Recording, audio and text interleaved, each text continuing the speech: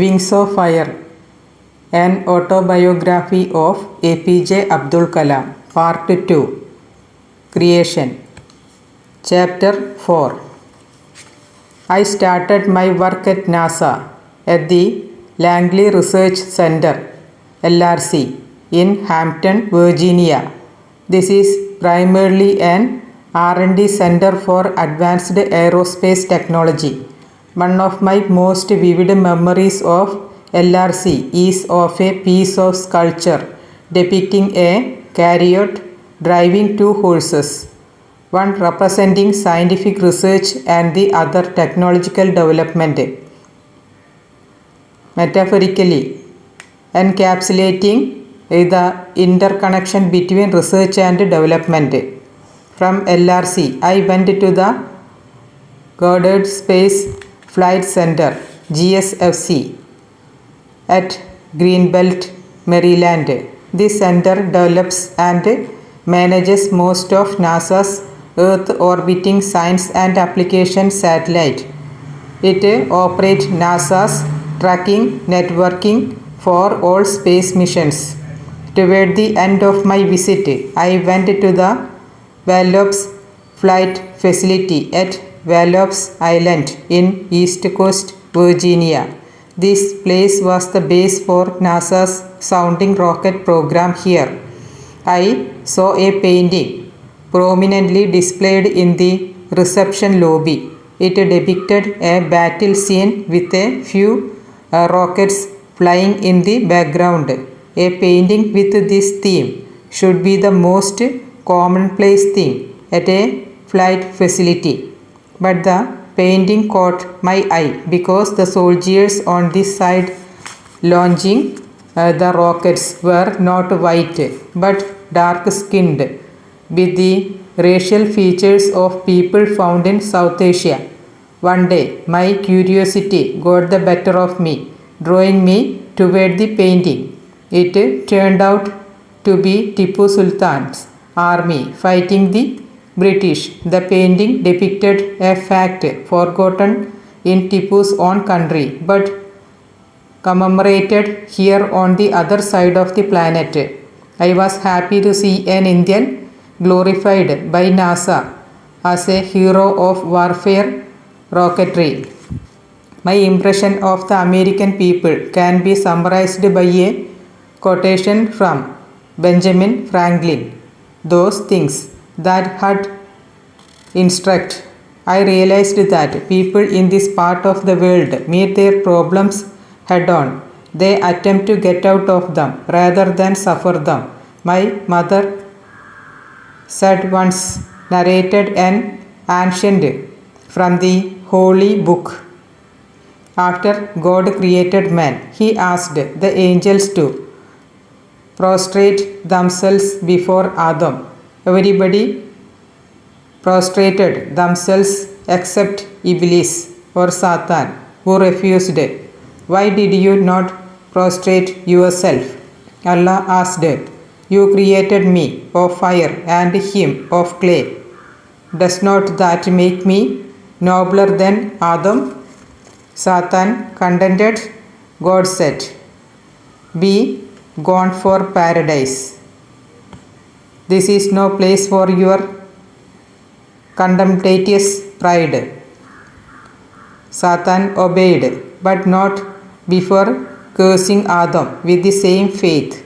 Soon Adam followed suit by becoming a transgressor. After eating the forbidden fruit, Allah said, go hence and may your descendants live a life of doubt and mistrust. What makes life in Indian organizations difficult in the widespread prevalence of this very contemptuous pride. It stops us from listening to our juniors, subordinates and people down the line. You cannot expect a person to deliver results if you humiliate him, nor can you expect him to be creative if you abuse him or despise him. The line between firmness and harshness, between strong leadership and bullying, between discipline and vindictiveness is very fine. But it has to be drawn. Unfortunately, the only line prominently drawn in our country today is between the heroes and the zeros. On one side are a few hundred heroes keeping 950 million people down on the other side. This situation has to be changed, as the process of confirming and solving problems often requires hard work and is painful. We have endless procrastination. Actually, problems can be the cutting edge that actually distinguish between success and failure. They draw out innate courage and wisdom. As soon as I returned from NASA, India's first rocket launch took place on 21st November 1963. It was a sounding rocket called APJ, made at NASA. The rocket was assembled in the church building I have referred to earlier. The only equipment available to transport the rocket was a truck and a manually operated hydraulic crane. The assembled rocket was to be shifted from the church building to the launch pad by truck. When the rocket was lifted by the crane and was about to be placed on the launcher, it started tilting, indicating a leak in the hydraulic system of the crane. As we were fast approaching the launch time, 6 p.m., any repair to the crane had to be ruled out. Fortunately, the leak was not large and we managed to lift the rocket manually using our collective muscle power and finally placing it on the launcher. In the maiden APJ launch, I was in charge of rocket integration and safety.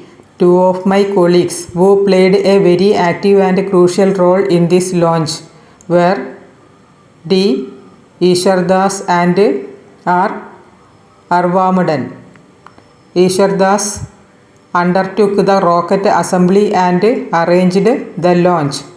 Arvamadan, who we called Dan, was in charge of radar, telemetry and ground support. The launch was smooth and problem-free. We obtained excellent flight data and returned with a sense of pride and accomplishment. When we were relaxing the next evening at the dinner table, we received news of the assassination of President John F. Kennedy in Dallas, Texas. We were appalled. The Kennedy years were a significant era in America when young men were at the helm of affairs. I used to read with interest about Kennedy's moves in the missile crisis of late 1962. The Soviet Union built a missile site in Cuba from which it would have been possible to launch attack on American cities. Kennedy imposed a blockade or quarantine, barring the introduction of any offensive missiles to Cuba. America also threatened to respond to any Soviet nuclear attack from Cuba on any country in the Western Hemisphere by retaliating against the USSR. After 14 days of intense drama, the crisis was resolved by the Soviet Prime Minister ordering that the Cuban bases be dismantled and the missiles returned to Russia. The next day, Professor Sarabhai had a detailed discussion with us on future plans. He was creating a new frontier in the field of science and technology in India.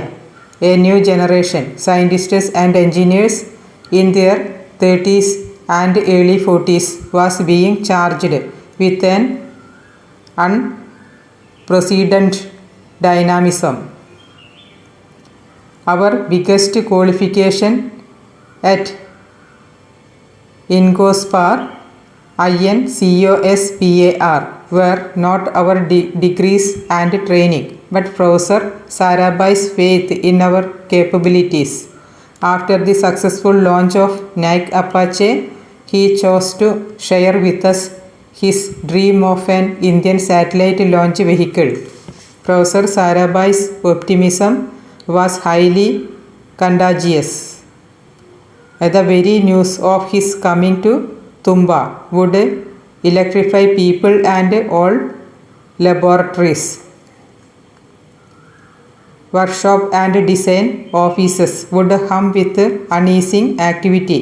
People would work virtually round the clock because of their enthusiasm to show Professor Sarabhai something new, something that had not been done before in our country, be it a new design or a new method of fabrication or even an out-of-the-way administrative procedure. Professor Sarabhai would often assign multiple tasks to a single person or a group, though some of those tasks would appear totally unrelated in the beginning. They would, at a later stage, emerge as deeply interconnected. When Professor Sarabhai was talking to us about the satellite launching vehicle SLV, he asked me, almost in the same breath, to take up studies on a rocket-assisted takeoff system (RATO) for military aircraft. The two things had no apparent connection except in the mind of this great visionary. I know that all I had to do was to remain alert and focused on my purpose, and sooner or later an opportunity to do a challenging job would enter my laboratory. Professor Sarabhai was ever willing to try out novel approaches and liked to draw in young people. He had the wisdom and judgment which enabled him to realize not only if something was well done, but also when it was time to stop. In my opinion, he was an ideal experimenter and innovator when there were alternative courses of action before us, whose outcome was difficult to predict or reconcile varying perspectives. Professor Sarabhai would resort to experimentation to resolve the issue. This was precisely the situation at INCOSPAR in 1963. A bunch of young, experienced but nevertheless energetic and enthusiastic persons were given the task of fleshing out the spirit of self-reliance in the field of science and technology in general and of space research in particular. It was a great example of leadership by trust. The rocket launch site later blossomed into the Tumba Rocket Launch Station. TERLS was established through active collaboration with France, USA and USSR. The leader of the Indian space program, Professor Vikram Sarabhai, had comprehended the full implications of the challenge and had not balked at taking it on. Right from the day INCOSPAR was formed, he was aware of the need to organize an integrated national space program with the equipment for the manufacture of rockets and launch facilities developed and produced indigenously. With this in view, a wide-ranging program for scientific and technological development in rocket fuels, propulsion system, aeronautics, aerospace materials, advanced fabrication techniques, rocket motor, instrumentation, control and guidance system, telemetry, tracking system and scientific instruments for experimentation in space were launched at the Space Science and Technology Center and the Physical Research Laboratory at Ahmedabad. Incidentally, this laboratory has produced a large number of Indian space scientists of extremely high caliber over the years. The real journey of the Indian aerospace program, however, had begun with the Rohini sounding rocket RSR program. What is it that distinguishes a sounding rocket from a satellite launch vehicle SLV and from a missile? In fact, there are three different kinds of rockets. Sounding rockets are normally used for probing the near Earth environment, including the upper region of the atmosphere. While they can carry a variety of scientific payloads to a range of altitude, they cannot impart the final velocity needed to orbit the payload. On the other hand, a launch vehicle is designed to inject into orbit a technological payload or satellite. The final stage of a launch vehicle provides the necessary velocity for the satellite to enter an orbit. This is a complex operation requirement on board guidance and control system. A missile, though belonging to the same family, is a still more complex system. In addition to the large terminal velocity and onboard guidance and control, it must have the capability to home onto targets when the targets are fast moving and capable of maneuvering. A missile is also required to carry out target tracking functions. The RSR program was responsible for the development and fabrication of sounding rockets and their associated onboard system for scientific investigations in India. Under this program, a family of operational sounding rockets were developed. These rockets had wide-ranging capabilities and to date several hundreds of these rockets have been launched for various scientific and technological studies. I still remember that the first Rohini rocket consisted of a single solid propulsion motor weighing a mere 32 kg. It lifted a nominal 7 kg payload to an altitude of about 10 km. It was soon followed by another, to which one more solid propellant stage was added to dispatch multi-experiment payloads weighing nearly 100 kg to an altitude of over 350 km. The development of these rockets had resulted in a fully indigenous capability in the production of sounding rockets as well as their propellants. This program had brought into the country technology for the production of very high performance solid propellants like those based on polyurethane and polybutane polymer.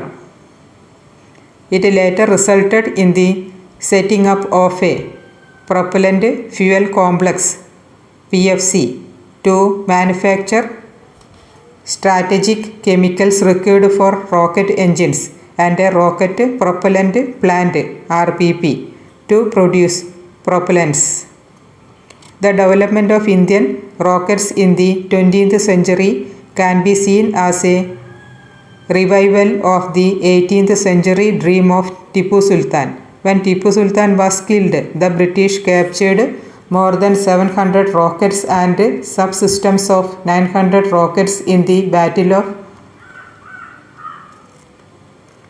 Tirukanahalli in 1799.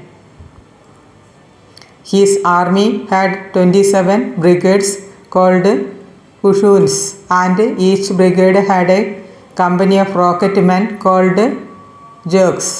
These rockets had been taken to England by William Congreve and were subjected by the British to what we call reverse engineering today. There were, of course, no GATT IPR Act or patent regime. With the death of Tipu, Indian rocketry also met its demise, at least for 150 years. Meanwhile, rocket technology made great studies abroad. In Russia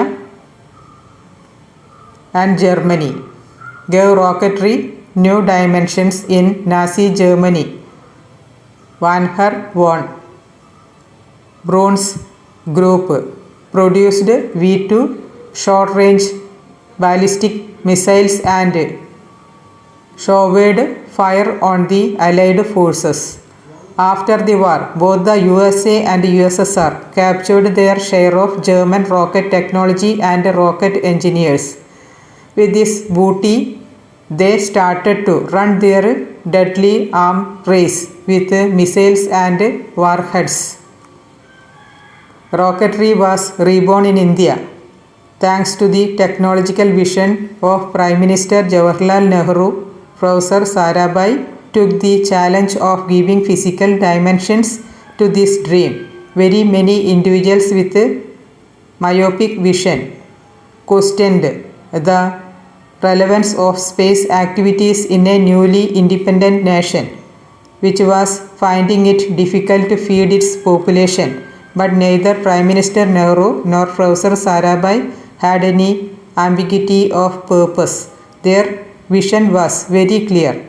If Indians were to play a meaningful role in the community of nations, they must be second to none in the application of advanced technologies to their real-life problems. They had no intention of using it merely as a means to display our might.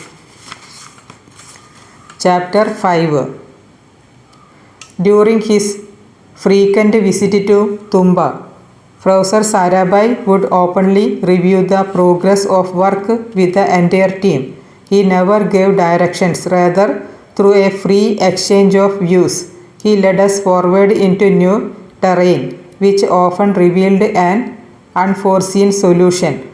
Perhaps he was aware that though a particular goal might be clear to himself and he could give adequate direction for its accomplishment, his team members might have resisted working toward a goal that made no sense to them. He considered the collective understanding of the problem the main attribute of effective leadership. He once told me, "Look, my job is to make decisions, but it is equally important to see to it that these decisions are accepted by my team members."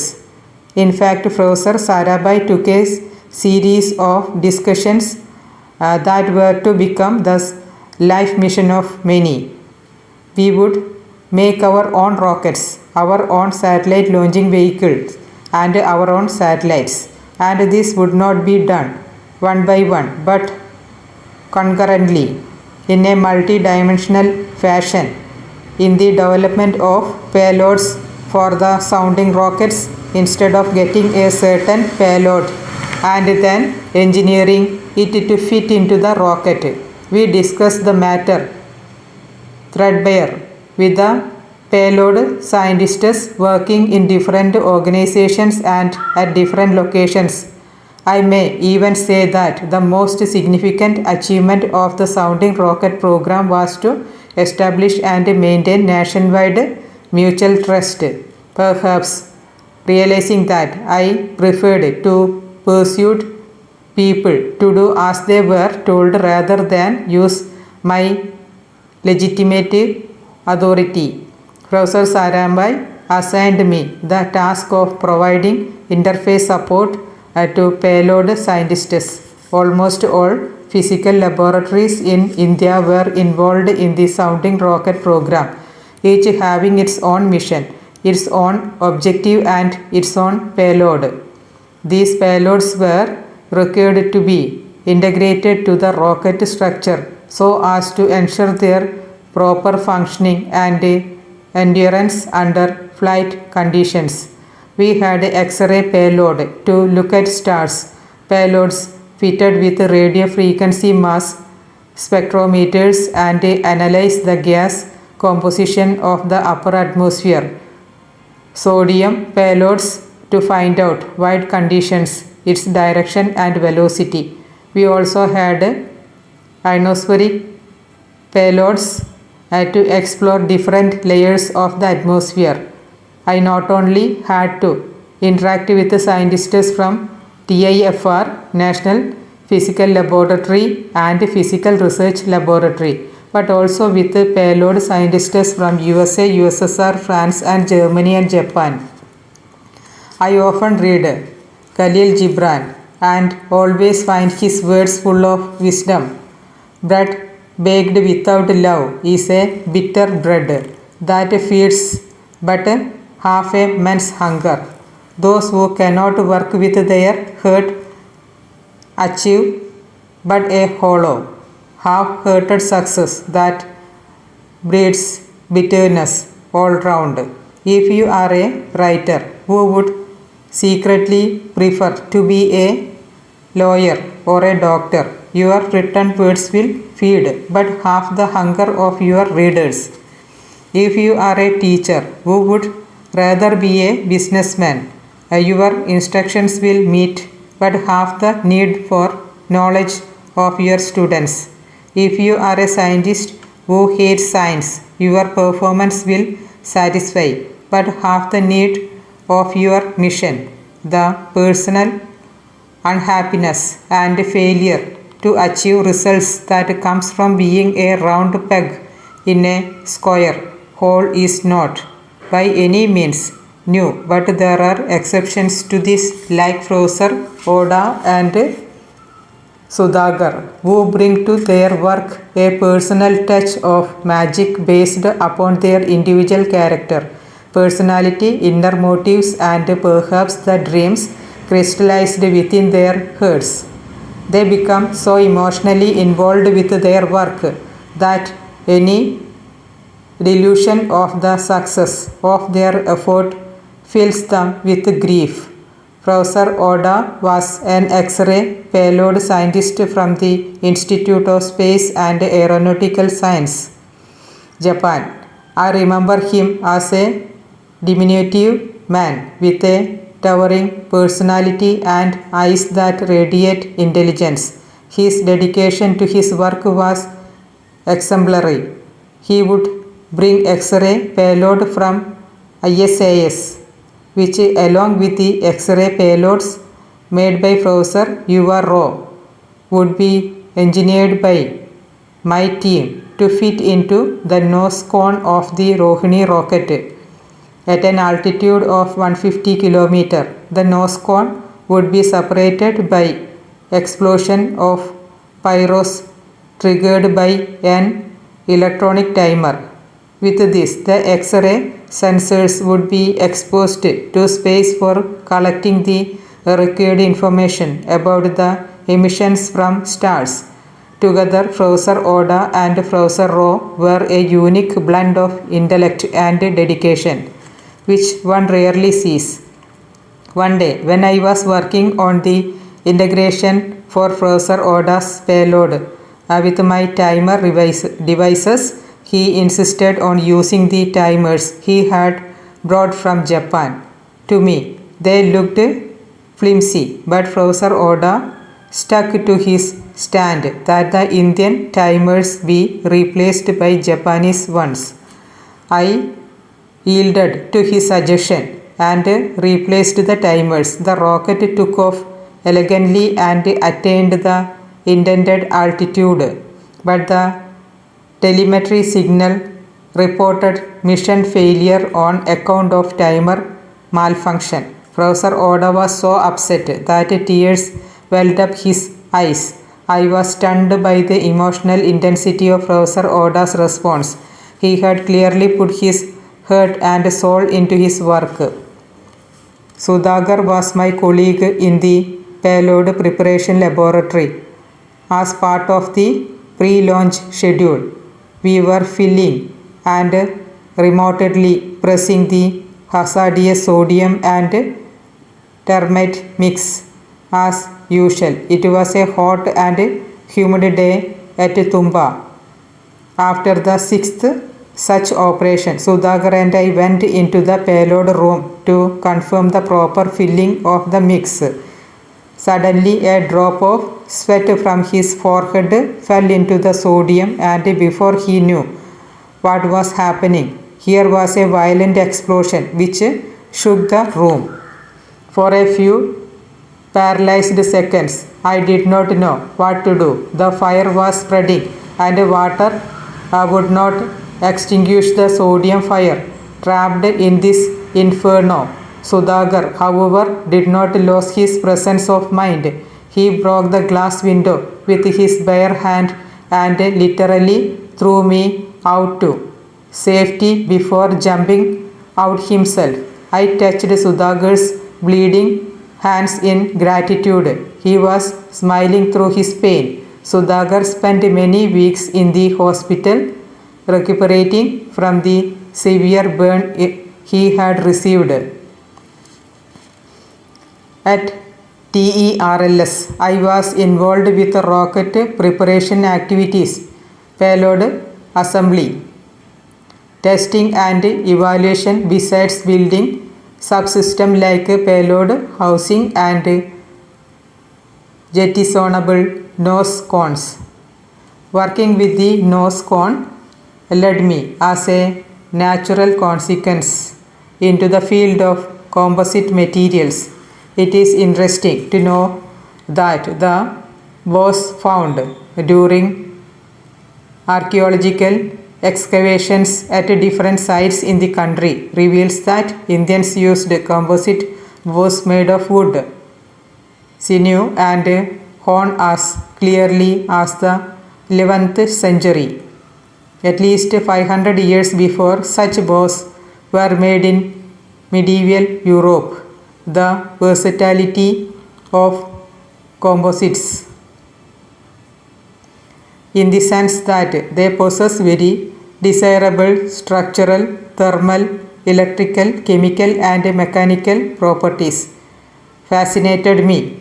I was so enthusiastic with these man-made materials that I was in a hurry to know everything about them almost overnight. I used to read up everything available on related topic. I was particularly interested in the glass and carbon fiber reinforced plastic FRP composites. An FRP composite is composed of an inorganic fiber woven into a matrix that encloses it and gives the component its bulk form. In February 1969, Prime Minister Indira Gandhi visited Tumba to dedicate TERLS to the international space science community. On this occasion, she commissioned the country's first filament winding machine in our laboratory. This event brought my team, which included C.R. Satya, P.N. Subramanian and M.N. Satyanarayana, great satisfaction. We made a high-strength glass cloth laminated to build non-magnetic payload housing and flew them in two-stage sounding rockets. We also wound and test flew rocket motor casings of up to 360 mm diameter. Slowly but surely, 2 Indian rockets were born at Tumba. They were christened Rohini and Menaka after 2 mythological dancers in the court of Indra, the king of the sky. The Indian payloads no longer needed to be launched by French rockets. Could this have been done but for the atmosphere of trust and commitment which Professor Sarabhai had created at Incospur? He brought into use each person's knowledge and skills. He made every man feel directly involved in problem solving by the very fact of the team members' participation. The solution became genuine and gained the trust of the entire team, resulting in total commitment toward implementation. Professor Sarabhai was matter of fact and never tried to hide his disappointment. He used to talk with us in an honest and objective manner. Sometimes I found him making things look more positive than they actually were, and then charming us by his almost magical powers of persuasion. When we were at the drawing board, he would bring someone from the developed world for a technical collaboration. That was his subtle way of challenging each one of us to stretch our capabilities. At the same time, even if we failed to meet certain objectives, he would praise whatever we had accomplished. Whenever he found any one of us going over his head and attempting a task for which he did not have the capability or skill, Professor Sarabhai would resign activity in such a way so as to lower pressure and permit better quality work to be performed. By the time the first Rohini 75 rocket was launched from TERLS on 20th November 1967, almost each one of us was in his own groove. Early next year, Professor Sarabhai wanted to see me urgently in Delhi. By now I was accustomed to Professor Sarabhai's working methods. I was always full of enthusiasm and optimism. In such a state of mind, sudden flashes of inspiration were almost natural. On reaching Delhi, I contacted Professor Sarabhai's secretary for an appointment and was asked to meet him at 3:30 a.m. at a hotel Ashoka, Delhi, being a slightly unfamiliar place with an unfriendly climate for someone like me, conditioned to the warm and humid climate of South India. I decided to wait in the hotel lounge after finishing my dinner. I have always been a religious person in the sense that I maintain a working partnership with God. I was aware that the best work required more ability than I proposed, and therefore I needed help that only God could give me. I made a true estimate of my own ability, then resilience, by 50% and put myself in God's hand in this partnership. I have always received all the power I needed and in fact actually felt it flowing through me.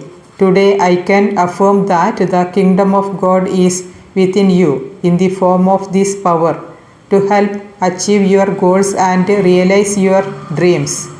There are many different types and levels of experience that turn this internal power reaction critical. Sometimes when we are ready, the gentlest of contact with Him fills us with insight and wisdom. This could come from an encounter with another person, from a word, a question, a gesture, or even a look. Many a time it could come even through a book, a conversation, some phrases, even a line from a poem or the mere sight of a picture without the slightest warning. Sometime new breaks into your life and a secret decision is taken, a decision that you may be completely unconscious of to start with. I looked around the elegant lounge. Somebody had left a book on a nearby sofa, as if to fill the small hours of that cold night with some warm thoughts. I picked up the book and started browsing. I must have turned only a few pages of the book, about which I do not remember a thing today. It was some popular book related to business management. I was not really reading it, only skimming over paragraphs and turning pages. Suddenly, my eyes fell on the passage in the book. It was a quotation from George-Bernad-Shaw. The gist of the quote was that all reasonable men adapt themselves to the world. Only a few unreasonable ones persist in trying to adapt the world to themselves. All progress in the world depends on these unreasonable men and their innovative and often non-conformist actions. I started reading the book from the Bernard Shaw passage onwards. The author was describing certain myths woven around the concept and the process of innovation in industry and business. I read about the myth of strategic planning. It is generally believed that substantial strategic and technological planning greatly increases the odds of a no surprise outcome. The author was of the opinion that it is essential for a project manager to learn to live with uncertainty and ambiguity. He felt that it was a myth to hold that the key to economic success is computability. A quotation from General George Patton was given as a counterpoint to this myth, that a good plan, violently executed right now, is far better than a perfect plan executed next week. It is a myth that to win big, one must strive to optimize. The author felt optimization wins only on paper, but would invariably lose later in the real world. The book said, writing in the hotel lobby at 1 a.m. for an appointment 2 hours later was certainly not a responsible proposition, neither for me nor for Professor Sarabhai. But then Professor Sarabhai had always exhibited a strong component of unorthodoxy in his character. He was running the show of space research in the country, understaffed, overworked, nevertheless in a successful manner. Suddenly I became aware of another man who came and sat down on the sofa opposite mine. He was a well-built person with an intelligent look and a refined posture. Unlike me, always disorderly in my dress, this man was wearing elegant clothes. Notwithstanding the odd hours, he was alert and vivacious. There was a strange magnetism about him which derailed the train of my thoughts on innovation, and before I could get back to the book, I was informed that Professor Sarabhai was ready to receive me. I left the book on the nearby sofa from where I had picked it up. I was surprised when a man sitting on the opposite sofa was also asked to come inside. Who was he? It was not long before my question was answered. Even before we sat down, Professor Sarabhai introduced us to each other. He was Group Captain V.S. Narayanan from Air Headquarters. Professor Sarabhai ordered coffee for both of us and unfolded his plan of developing a rocket-assisted takeoff system for military aircraft. This would help our warplanes to take off from short runway in the Himalayas. Hot coffee was served over a small talk. It was totally uncharacteristic of Professor Sarabhai, but as soon as we finished the coffee, Professor Sarabhai rose and asked us to accompany him to Tilpat range on the outskirts of Delhi. As we were passing through the lobby, through a cursory glance at the sofa where I had left the book, it was not there. It was about an hour drive the range Professor Sarabhai showed as a Russian RATO. If I get you the motors of the system from Russia, could you do it in 18 months' time? Professor Sarabhai asked us. Yes, we can. Both GP Captain V.S. Narayanan and I spoke almost simultaneously. Professor Sarabhai's face beamed, reflecting our fascination. I recalled what I had read. He will bestow on you a light to walk in. After dropping us back at the Hotel Ashoka, Professor Sarabhai went to the Prime Minister's house for a breakfast meeting. By that evening, the news of India taking up the indigenous development of a device to help short-run takeoffs by high-performance military aircraft, with myself heading the project, was made public. I was filled with many emotions, happiness, gratitude, and sense of fulfillment. And these lines from the little known poet of the 19th century crossed my mind. For all your days prepare and meet them ever alike.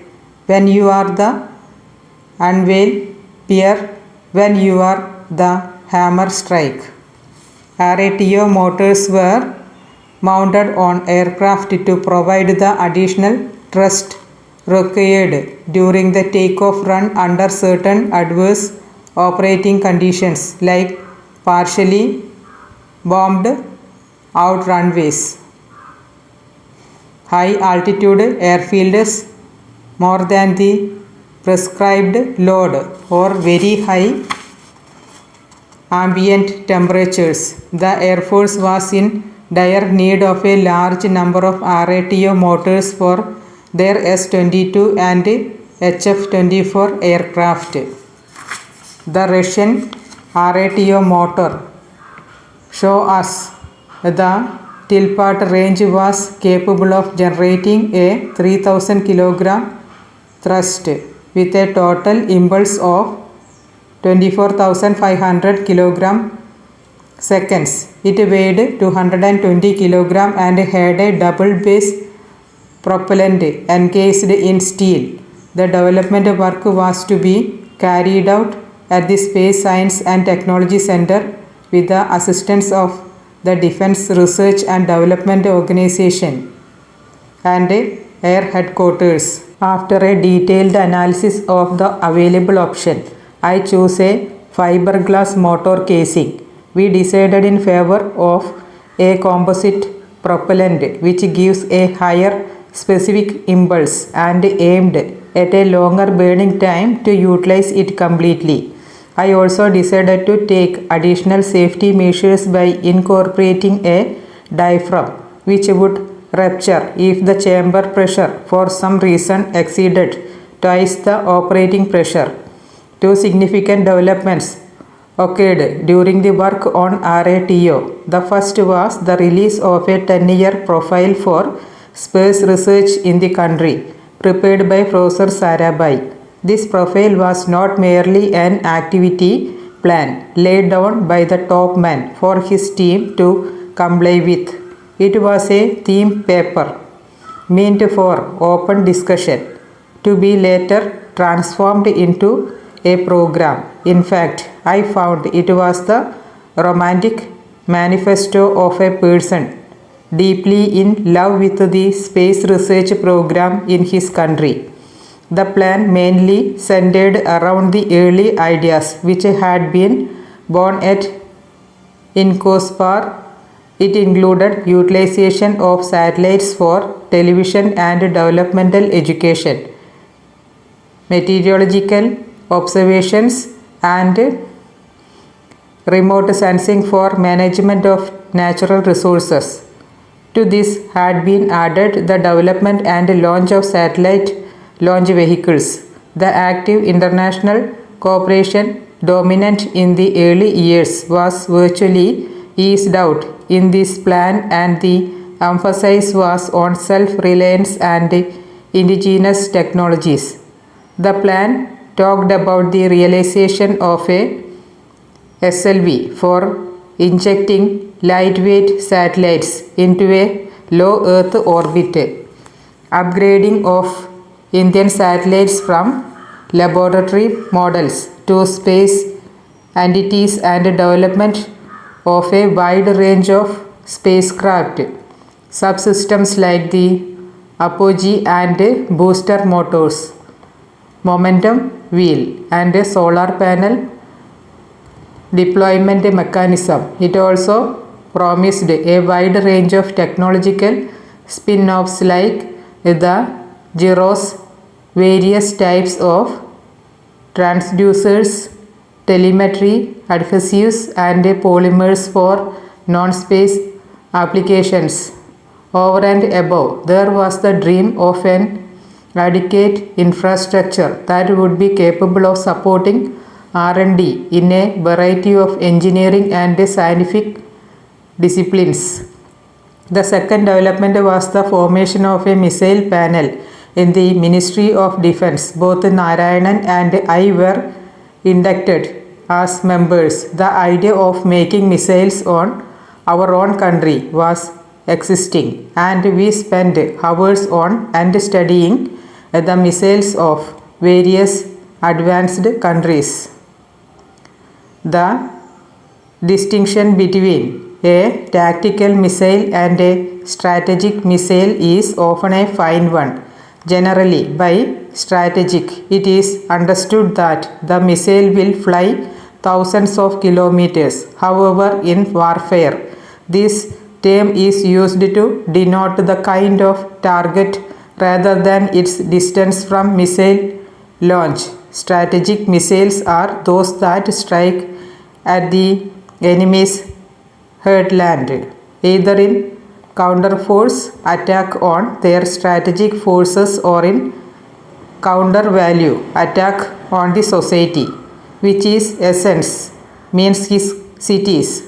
Tactical weapons are those that influence a battle, and the battle may be by land, sea, or air, or on all three together. This categorization now appears nonsensical. At the US Air Force, ground-launched Tomahawk is used in a tactical role, notwithstanding its range of some 3,000 km. In those days, however, strategic missiles were synonymous with intermediate range ballistic missiles, IRBMs, with ranges in the order of 1,500 nautical miles or 2,780 kilometers, and intercontinental ballistic missiles, ICBMs, with a capability of going even further. GP Captain Narayan had an ineffaceable enthusiasm for indigenous guided missiles. He was a great admirer of the strong arm approach of the Russian Missile Department program. When it could be done there, why not here, where space research has already prepared the soil for a bonanza of missile technology? Narayanan used to needle me.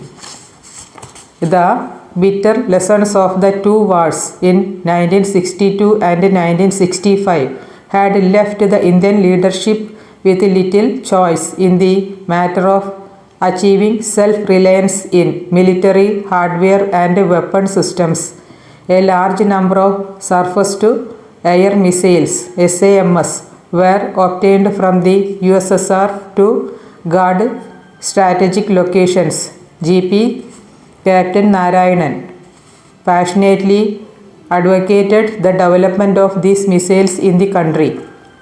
While working together on RATO motors and on the missile panel, Narayanan and I played the role of student and teacher interchangeably wherever required. He was very eager to learn about rocketry, and I was very curious to know about airborne weapon systems. The depth of Narayan's conviction and his force of application were inspiring. Right from the day of our pre-dawn visit to the Tilpath range with Professor Sarabhai, Narayanan was always busy with his RATO motor. He had arranged everything that was required before being asked. He obtained funding of Rs 75 lakh with a further commitment toward any unforeseen costs. You name the thing and I will get it for you. But do not ask for time, he said. At times I often laughed at his impatience and read for him these lines from T.S. Eliot's Hollow Men. Between the conception and the creation, between the emotion and the response, falls the shadow. Defense R&D at that time was heavily dependent on imported equipment.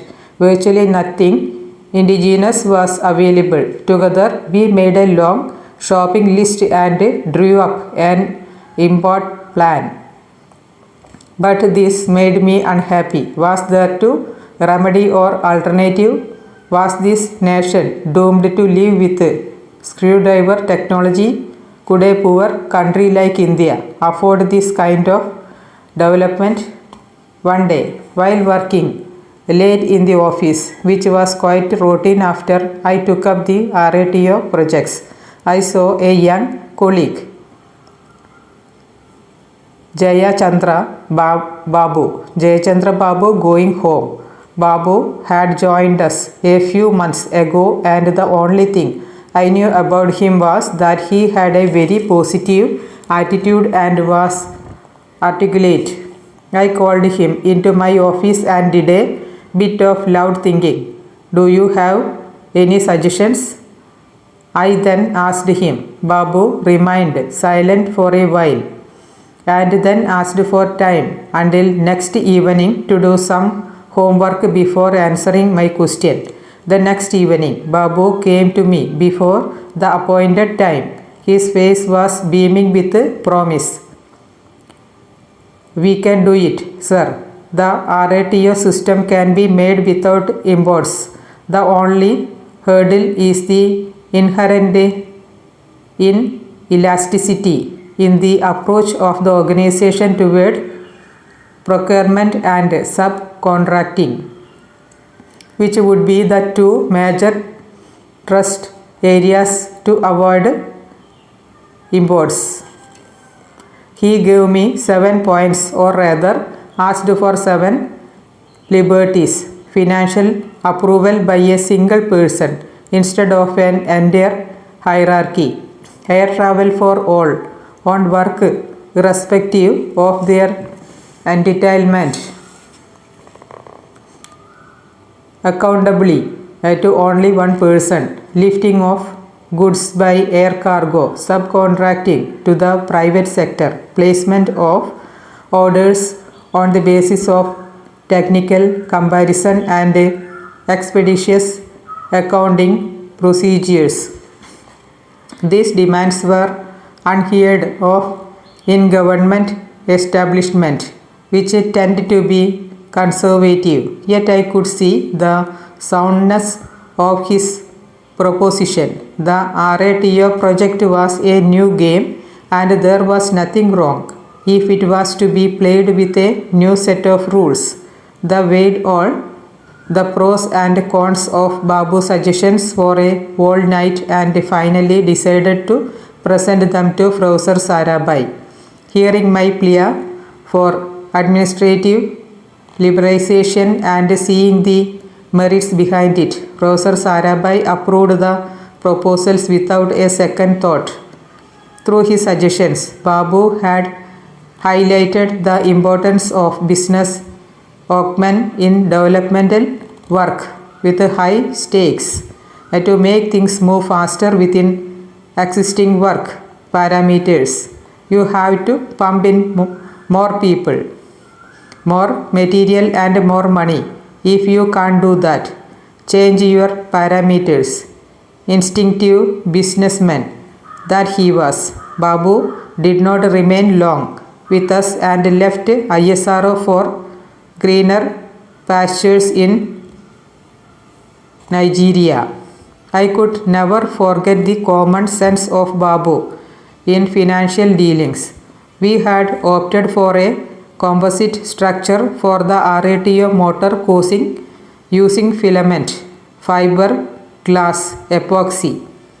We had also gone in for a high energy composite propellant and an event-based ignition and jettisoning system in real time. A canted nozzle was designed to deflect the jet away from the aircraft. We conducted the first static test of RATO in the 12th month of projection initiation. Within the next 4 months, we conducted 64 static tests. We had been just about 20 engineers working on the project. Chapter 6. The Future Satellite Launch Vehicle (SLV) had also been conceived by this time. Recognizing the immense socio-economic benefits of space technology, Professor Sarabhai decided in 1969 to go full steam ahead with the task of establishing indigenous capability in building and launching our own satellites. He personally participated in an aerial survey of the East Coast for a possible site for launching satellite launch vehicle and large rockets. Professor Sarabhai was concentrating on the East Coast in order to let the launch vehicle take full advantage of the Earth's west to east rotation. He finally selected the Sriharikota Island, 100 km north of Madras, now Chennai, and thus the SHIR rocket launch station was born. The crescent-shaped island has a maximum width of 8 km and lies alongside the coastline. The island is as big as Madras city. The Buckingham Canal and the Pulicat Lake form its western boundary. In 1968, he had formed the Indian Rocket Society. Soon after, the INCOSPAR was reconstituted as an advisory body under the Indian National Science Academy (INSA), and the Indian Space Research Organisation (ISRO) was created under the Department of Atomic Energy (DAE) to conduct space research in the country. By this time, Professor Sarabhai had already handpicked a team to give form to his dream of an Indian SLV. I consider myself fortunate to have been chosen to be a project leader. Professor Sarabhai gave me the additional responsibility of designing the fourth stage of the SLV. Dr. V.R. Gavarikar, Mr. Kurup and A.E. Muttunayagam were given the task of designing the other 3 stages. What made Professor Sarabhai pick a few of us for this great mission? One reason seemed to be our professional background. Dr. Gavarikar was doing outstanding work in the field of composite propellants. Mr. Kurup had established an excellent laboratory for propellants, propulsion and pyrotechnics. Muttunayagam had proved himself in the field of high energy propellants. The fourth stage was to be a composite structure and called for a large number of innovations in fabrication technology. Perhaps that was why I was brought in. I laid the foundation for stage 4 on two rocks: sensible approximation and unaware support. I have always considered the price of perfection prohibitive and allowed mistakes as a part of the learning process. I prefer a dash of daring and persistence to perfection. I have always supported learning on the part of my team members by paying vigilant attention to each of their attempts, be they successful or unsuccessful. In my group, progress was recognized and reinforced at a very tiny step.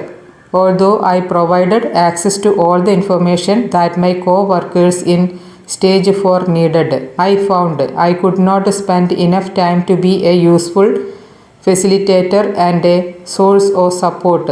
I wondered if there was something wrong with the way in which I managed my time. At this stage, Professor Sarabhai brought a French visitor to our work center to point out the problem to me. This gentleman was Professor Kurian, President of CNES, Centre Nationale d'Etudes Spéciales, our counterpart in France. They were then developing the diamond launch vehicles. Professor Kurian was a thorough professional. Together, Professor Sarabhai and Professor Kurian helped me set a target while they discussed the means by which I could reach it. They also cautioned me about the possibilities of failure while I arrived at a better awareness of stage 4 problems through the supportive counseling of Professor Kurian. Professor Sarabhai's catalytic intervention led Professor Kurian to reinterpret his own progress in the diamond program. Professor Kurian advised Professor Sarabhai to relieve me of all the minor jobs which posed a little challenge and to give me more opportunities for achievement. He was so impressed by our well-planned efforts that he inquired if we would make the diamond's 4th stage. I recall how this brought a subtle smile to Professor Sarabhai's face. As a matter of fact, the diamond and SLV airframes were incompatible. The diameters were quite different, and to attain interchangeability, some radical innovations were required. I wondered where I should start. I decided to look around for solutions among my own colleagues. I used to carefully observe my colleagues to see if their daily routines reflected their desire to constantly experiment. I also started asking and listening anyone who showed the slightest promise. Some of my friends cautioned me about what they termed as my naivete. I made it an unfailing routine to make notes on individual suggestions and gave handwritten notes to colleagues in engineering and design, requesting concrete follow-up action within 5 or 10 days. This method worked wonderfully well, Professor Kurian testified while reviewing our progress, that we had achieved in a year's time what our counterparts in Europe could barely manage in 3 years. Our plus point, he noted, was that each of us worked with those below and above in the hierarchy. I made it a point to have the team meet at least once every week. Though it took up time and energy, I considered it essential. How good is a leader? No better than his people and their commitment and participation in the project as full partners. The fact that I got them all together to share whatever little development had been achieved, results, experiments, small successes, and the like seemed to me worth putting all my energy and time into. It was a very small price to pay for that commitment and a sense of teamwork, which could in fact be called trust. Within my own small group of people, I found leaders and learned that leaders exist at every level. This was another important aspect of management that I learned. We had notified the existing SLV 4 stage designed to suit the Diamond airframe. It was reconfigured and upgraded from 250 kg 400 mm diameter stage to a 600 kg 650 mm diameter stage. After 2 years' effort, when we were about to deliver it to CNES, the French suddenly cancelled their Diamond BC program. They told us that they did not need our stage 4 anymore. It was a great shock, making me relive the earlier disappointments at Dehradun when I failed to get into the Air Force, and at Bangalore when the Nandi project was aborted at ADE. I had invested great hope and effort in the 4th stage so that it could be flown with a Diamond rocket. The other 3 stages of SLV, involving enormous work in the area of rocket propulsion, were at least 5 years away. However, it did not take me long to shelve the disappointment of Diamond BC Stage 4. After all, I had thoroughly enjoyed working on this project. In time, RATO filled the vacuum created in me by the Diamond BC stage. When the RATO project was underway, the SLV project slowly started taking shape. Competence for all major systems of a launch vehicle had been established in Tumba by now through their outstanding efforts. Vasant Gavarikar, Mr. Kurup and Muthunayagam prepared TERLS for a big leap in rocketry. Professor Sarabhai was an exemplar in the art of team building. On one occasion, he had to identify a person who could be given the responsibility for developing a telecommand system for the SLV. 2 men were competent to carry out this task. One was the seasoned and sophisticated U.R. Rao, and the other was a relatively unknown experimenter, G. Madhavan Nair. Although I was deeply impressed by Madhavan Nair's dedication and abilities, I did not rate his chance as very good. During one of Professor Sarabhai's routine visits, Madhavan Nair boldly demonstrated his improvised but highly reliable telecommand system. Professor Sarabhai did not take much time to back the young experimenter in preference to an established expert. Madhavan Nair not only lived up to the expectations of his leader but even went beyond them. He was to later become the project director of the Polar Satellite Launch Vehicle (PSLV). SLVs and missiles can be called first cousins. They are different in concept and purpose, but come from the same bloodline of rocketry.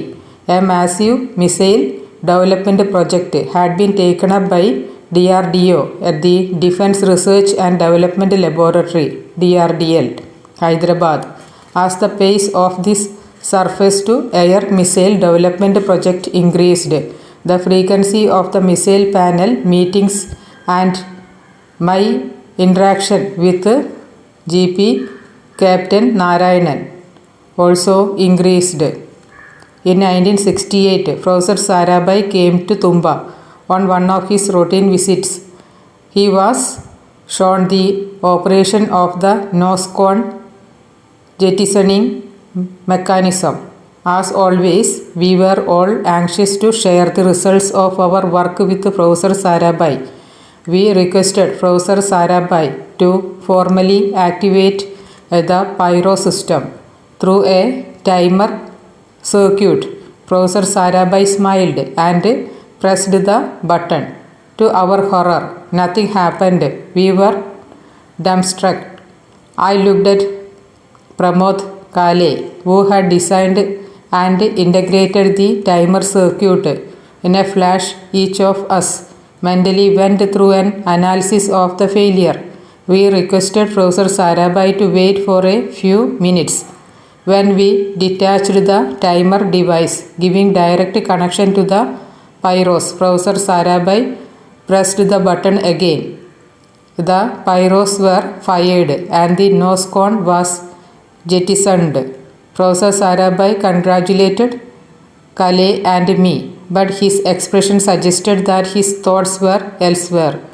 We could not guess what was on his mind. The suspense did not last for long, and I got a call from Professor Sarabhai's secretary to meet him after dinner for an important discussion. Professor Sarabhai was staying at Kovalam Palace Hotel, his usual home, whenever he was in Trivandrum. I was slightly perplexed by the summons. Professor Sarabhai greeted me with his customary warmth. He talked of the rocket launching station, envisaging facilities like launch pads, blockhouses, radar, telemetry, and so on, things which are taken for granted in Indian space research today. Then he brought up the incident that had occurred that morning. This was exactly what I had feared. My apprehension of a reproach from my leader, however, was unfounded. Professor Sarabhai did not conclude that the failure of the pyrometer timer circuit was the outcome of insufficient knowledge and lack of skill on the part of his people or of faulty understanding at the direction stage. He asked me instead if we were unenthused by a job that did not pose sufficient challenge. He also asked me to consider if my work was possibly being affected by any problem of which I was hitherto unaware. He finally put his finger on the key issue. He lacked a single roof to carry out system integration of all our rocket stages and rocket systems. Electrical and mechanical integration work was going on with a significant phase difference, both in time and in space.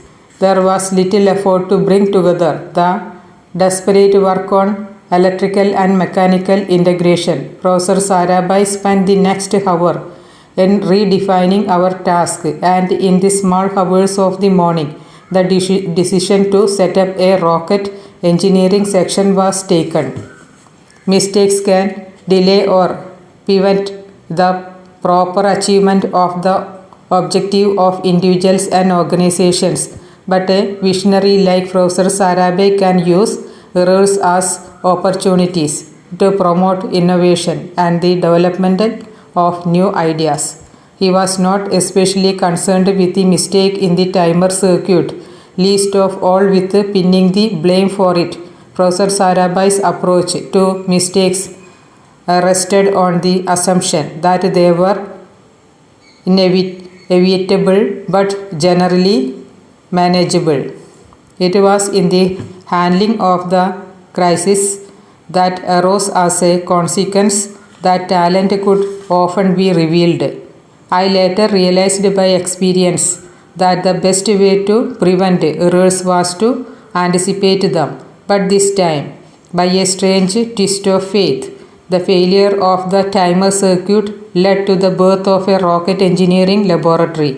It was my usual practice to brief Professor Sarabhai after every missile panel meeting. After attending one such meeting in Delhi on 30th December 1971, I was returning to Trivandrum. Professor Sarabhai was visiting Tumba that very day to review the SLV design. I spoke to him on the telephone from the airport lounge about the salient point that had emerged at the panel meeting.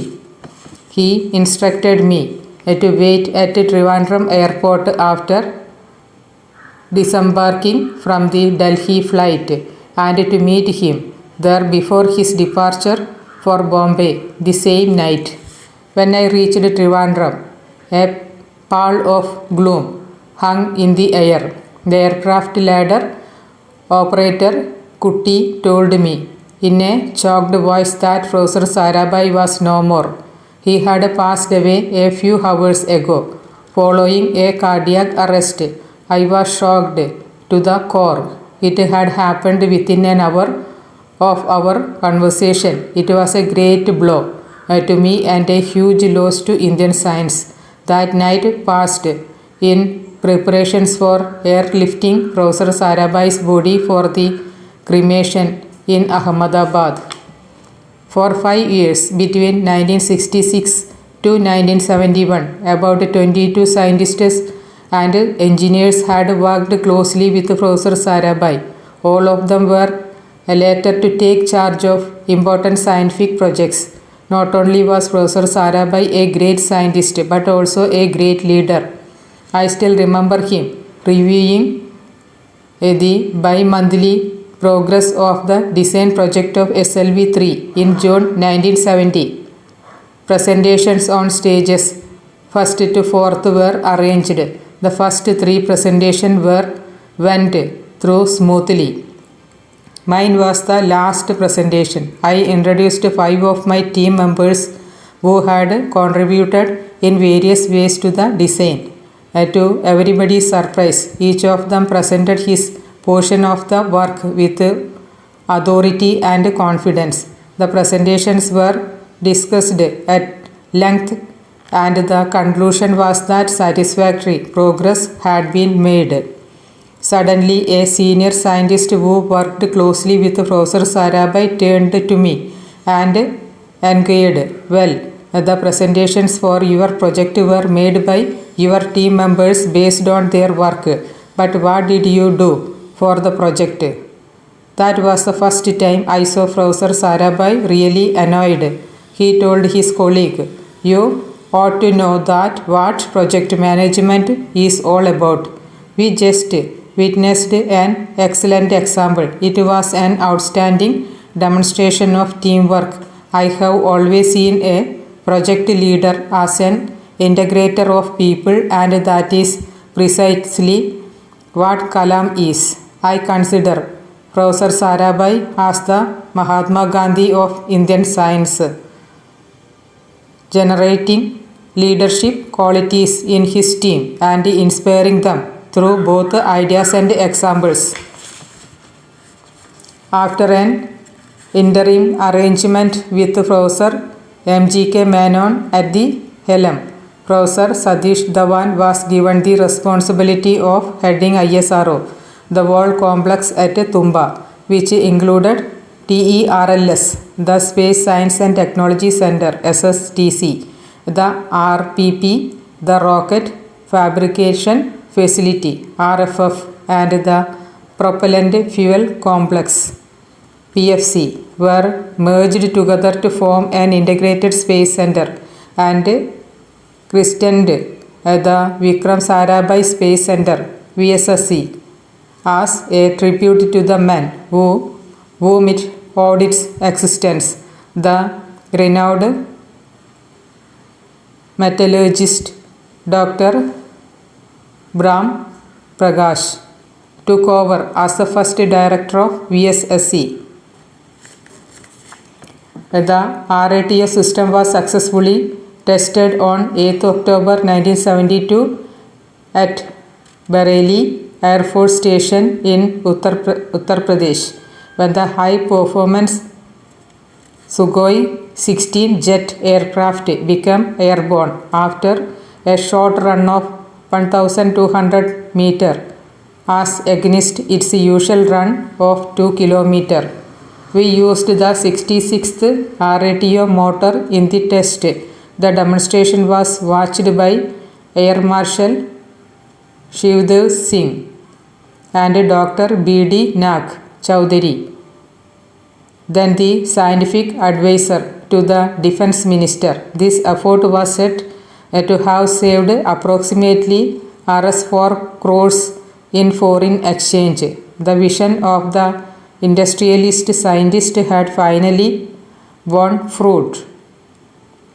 Before taking up the responsibility of organizing space research in India and becoming the chairman of INCOSPAR, Professor Sarabhai had established a number of successful industrial enterprises. He was aware that scientific research could not survive in isolation away from industry. Professor Sarabhai founded Sarabhai Chemicals, Sarabhai Glass, Sarabhai KG Limited, Sarabhai Merck Limited, and the Sarabhai Engineering Group.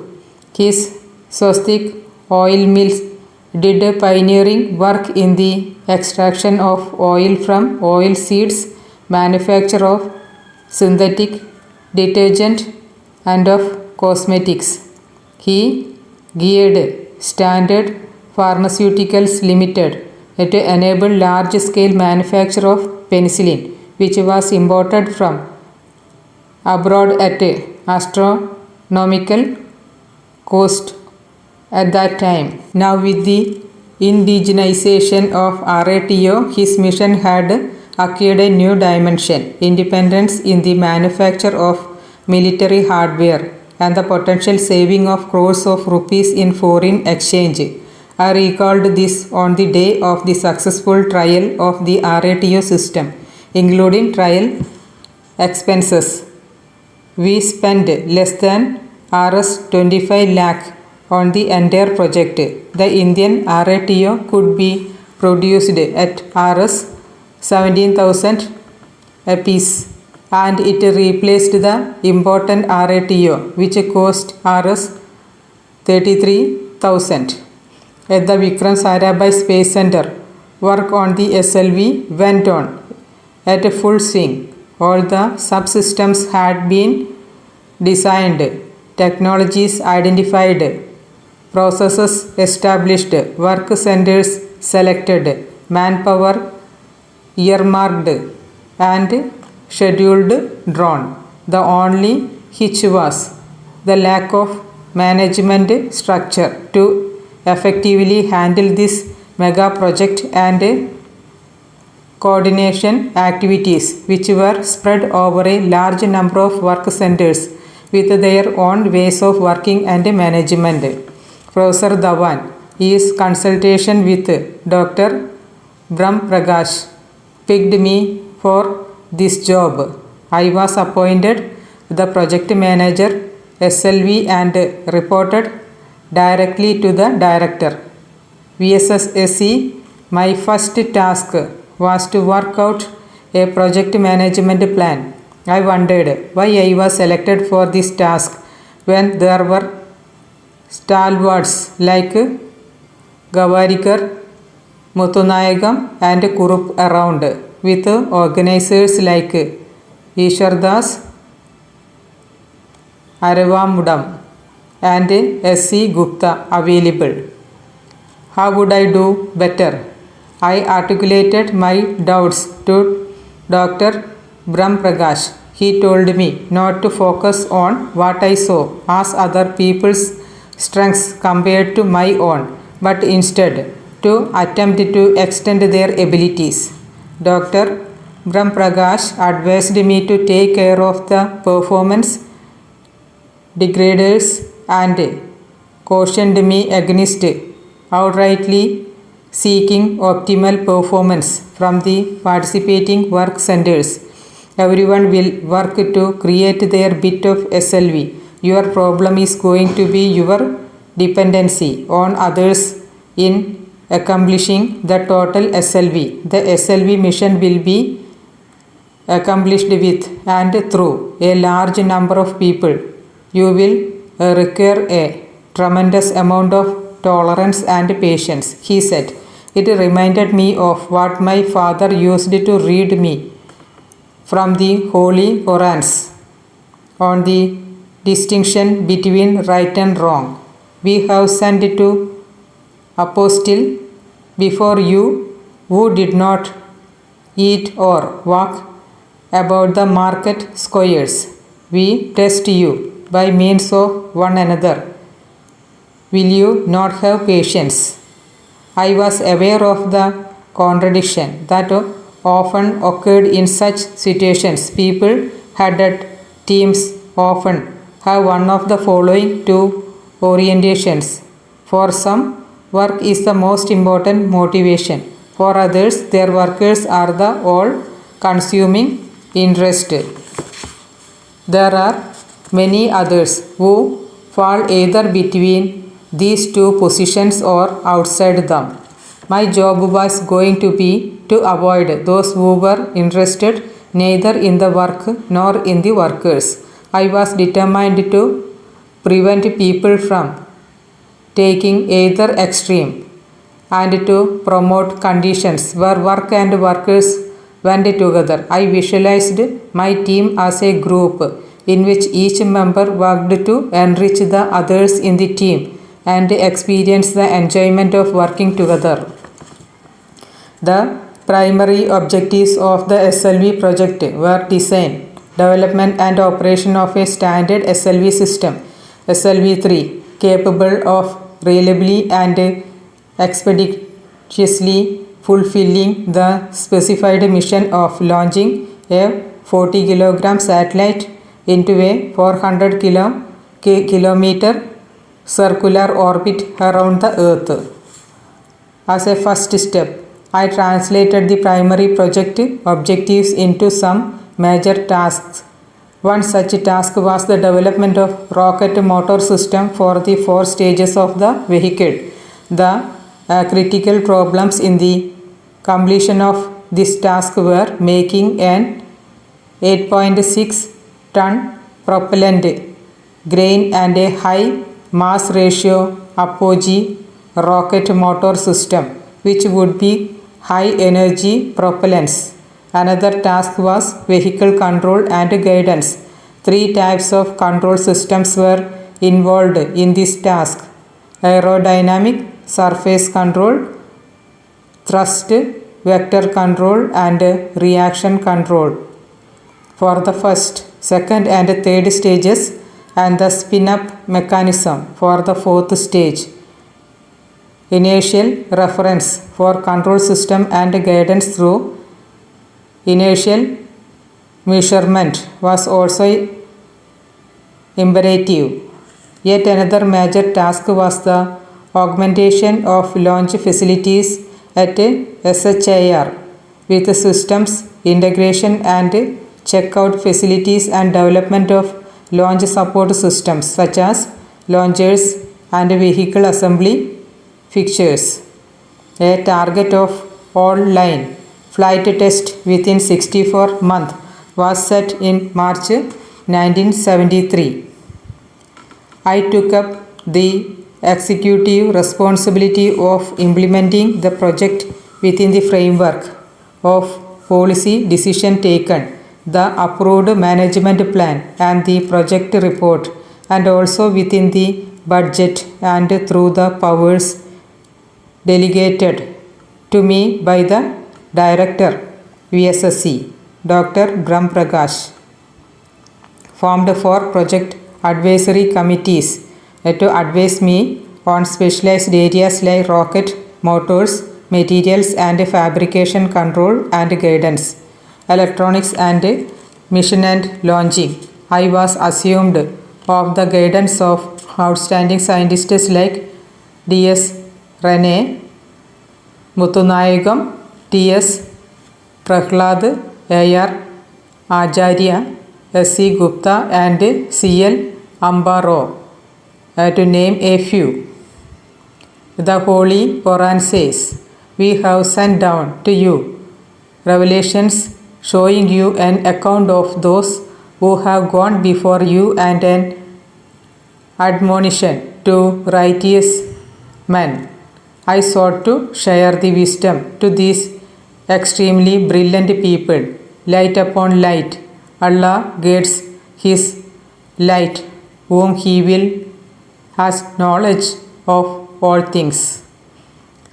We made 3 groups carry out the project activities: a program management group, an integration and flight testing group, and a subsystem development group.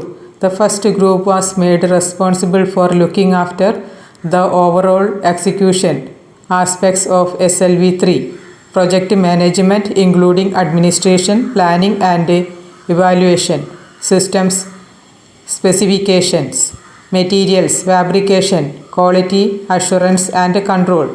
The integration and flight testing group was assigned the task of generation of facilities required for integration and flight testing of SLV3. They were also asked to carry out the analysis of the vehicle, including mechanical and aerodynamic interface problems.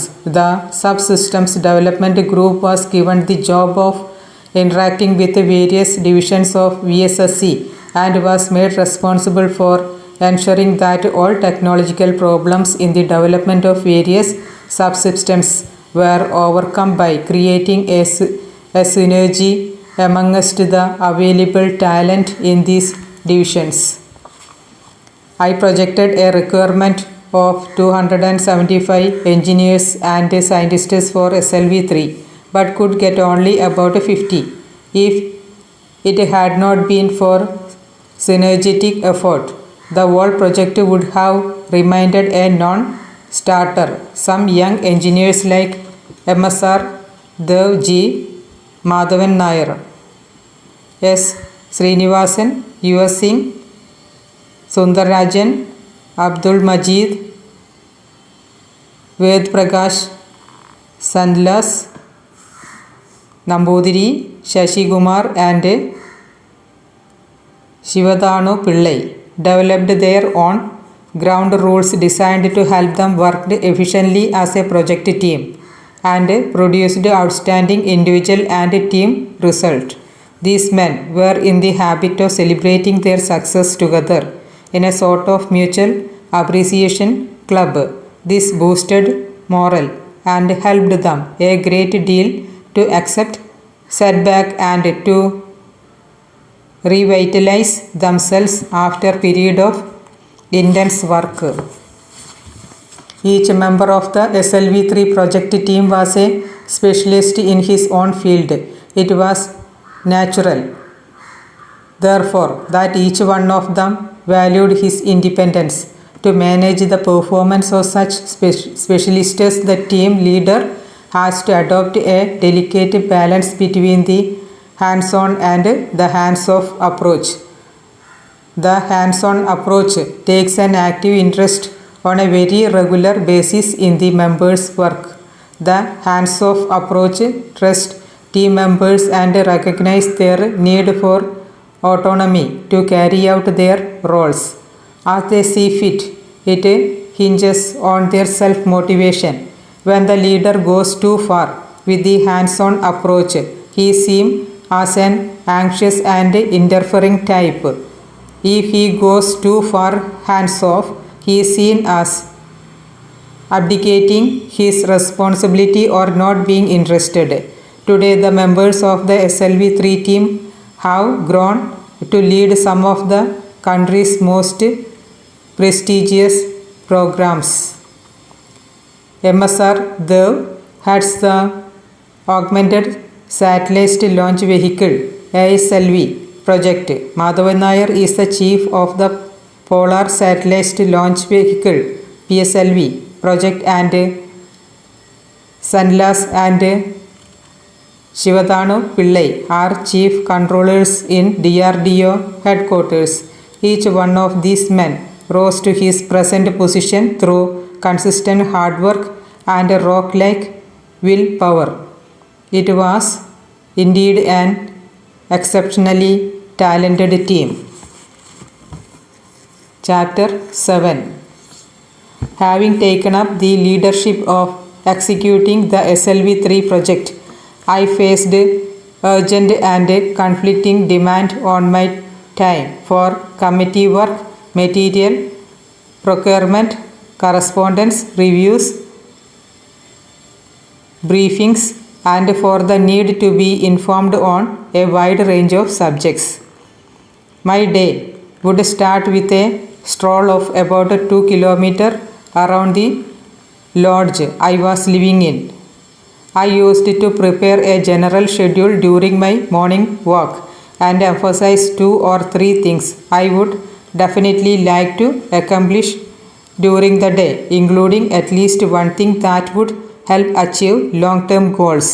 Once in the office, I would clean the table first. Within the next 10 minutes, I would scan all the papers and quickly divide them into different categories. Those that required immediate action, low priority ones that could be kept pending, and reading materials. Then I would put the high priority papers in front of me and everything else out of sight. Coming back to SLV-3, about 350 sub-assemblies and 44 major subsystems were conceived during the design. The list of materials went up to over 1 million components. A project implementation strategy had become essential to achieve sustained viability of this complex program of 7 to 10 years duration. From his side, Professor Dhawan came up with a clear statement that all the manpower and funds at VSSC and SHIR should have to be directed to us. From our side, we evolved a matrix type of management to achieve productive interfacing with more than 300 industries. The target was that our interaction with them must lead to their technology empowerment. 3 things I stressed before my colleagues: importance of design, capability, goal setting and realization, and the strength to withstand setbacks. Now, before I dwell on the finer aspect of the management of the SLV-3 project, let me talk about the SLV-3 itself. It is interesting to describe a launch vehicle anthropomorphically. The main mechanical structure may be visualized as the body of a human being. The control and guidance system with their associated electronics constitute the brain. The musculature comes from propellants. How are they made? What are the materials and techniques involved?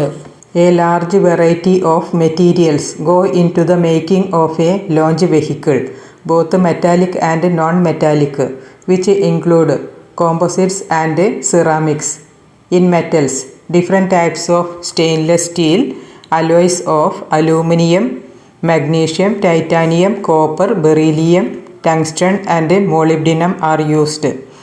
Composite materials are composed of a mixture of or combination of 2 or more constituents which differ in form and material composition and which are essentially insoluble in one another. The materials which combine may be metallic or organic or inorganic, while other material combines possible are virtually unlimited. The most typical composites in launch vehicles are made of structural constituents embedded in a matrix.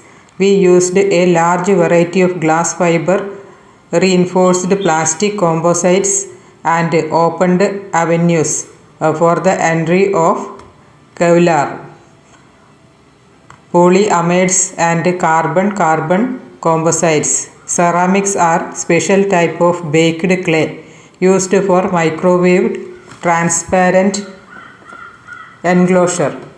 We considered using ceramics but had to reject the idea then due to technological limitations. Through mechanical engineering, these materials are transformed into hardware. In fact, of all the engineering disciplines which feed directly into the development of rocketry, mechanical engineering is perhaps the most intrinsic one. Be it a sophisticated system like a liquid engine or a piece of hardware as simple as a fastener. Its ultimate fabrication calls for expert mechanical engineers and precision machine tools. We decided to develop important technologies like welding technique for low alloy stainless steel, electroforming technique, and ultra precision process tooling. We also decided to make some important machines in-house like the 254-liter vertical mixer and the groove mechaning facility for our third and fourth stages. Many of our subsystems were so massive and complex that they implied sizable financial outlays. Without any hesitation, we approached industries in the private sector and developed contract management plans, which later became blueprints for many government-run science and technology business organizations. Coming to the life part of the SLV, there is the complex electrical circuit which set the mechanical structure in motion. This vast spectrum of activities encompassing simple electrical power supplies to sophisticated instrumentation as well as guidance and control system is collectively referred to in aerospace research as avionics. Development effort in avionics systems had already been initiated at VSSE in the field of digital electronics, microwave radars and radar transponders and inertial components and systems. It is very important to know the state of SLV when it is in flight. SLV brought a new surge of activity in the development of a variety of transducers for measurement of physical parameters like pressure, thrust, vibration, acceleration, etc. The transducers convert the physical parameters of the vehicle into electrical signals. An onboard telemetry system processes these signals suitably and transmit them in the form of radio signal to the ground stations, where they are received and deciphered back to the original information collected by the transducers. If the systems work according to design, there is little cause for concern, but in case something goes wrong, the vehicle must be destroyed to stop it from making any unexpected moves. To ensure safety, a special tele-command system was made to destroy the rocket in case it malfunctions, and an interferometer system was developed to determine the range and position of the SLV as an added mean to the radar system. The SLV project also initiated the indigenous production of sequencers which time the various events such as ignition, stage separation, vehicle altitude programmers which stored the information for the rocket maneuvers, and autopilot electronics which take appropriate decisions to steer the rocket along its predetermined path. Without the energy to propel the whole system, a launch vehicle remains grounded. A propellant is usually a combustible substance that produces heat and supplies ejection particles in a rocket engine. It is both a source of energy and a working substance for expanding energy. Because the distinction is more decisive in rocket engines, the term propellant is used primarily to describe chemicals carried by rockets for propulsive purpose. It is customary to classify propellants as either solid or liquid. We concentrated on solid propellants. A solid propellant consists essentially of three components: the oxidizer, the fuel, and the additives. Solid propellants are further classified into two types: composites and double base. The former consists of an oxidizer or inorganic material like ammonium perchlorate in a matrix of organic fuel like synthetic rubber. Double base propellants were distant dreams those days, but nevertheless we dared to dream about them. All this self-sufficiency and indigenous manufacture came gradually and not always without pain. We were a team of almost self-trained engineers. In retrospect, I feel the unique blend of our untutored talent, character, and dedication suited SLV development the most. Problems surfaced regularly and almost consistently, but my team members never exhausted my patience. I recall writing after winding up a late night shift. Beautiful hands are those that do work that is earnest and brave and true, moment by moment, the long day through. Almost parallel to our work on SLV, the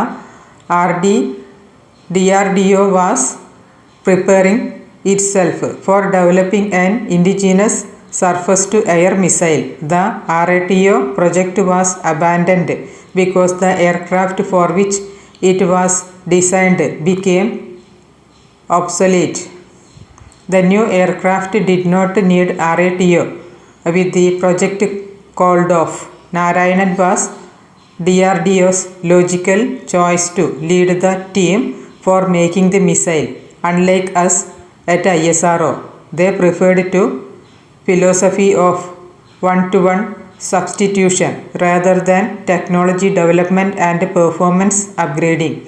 The surface-to-air missile SA-2 of Russian origin was chosen to acquire detailed knowledge of all the design parameters of a proven missile and to establish thereby the necessary infrastructure required in the organization.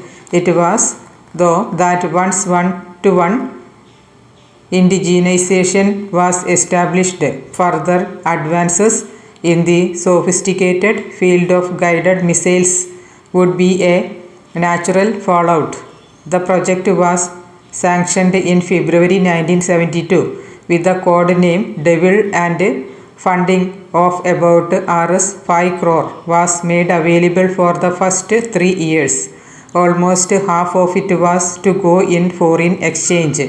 By now promoted to Air Commodore, Narayanan took over as director, DRDL.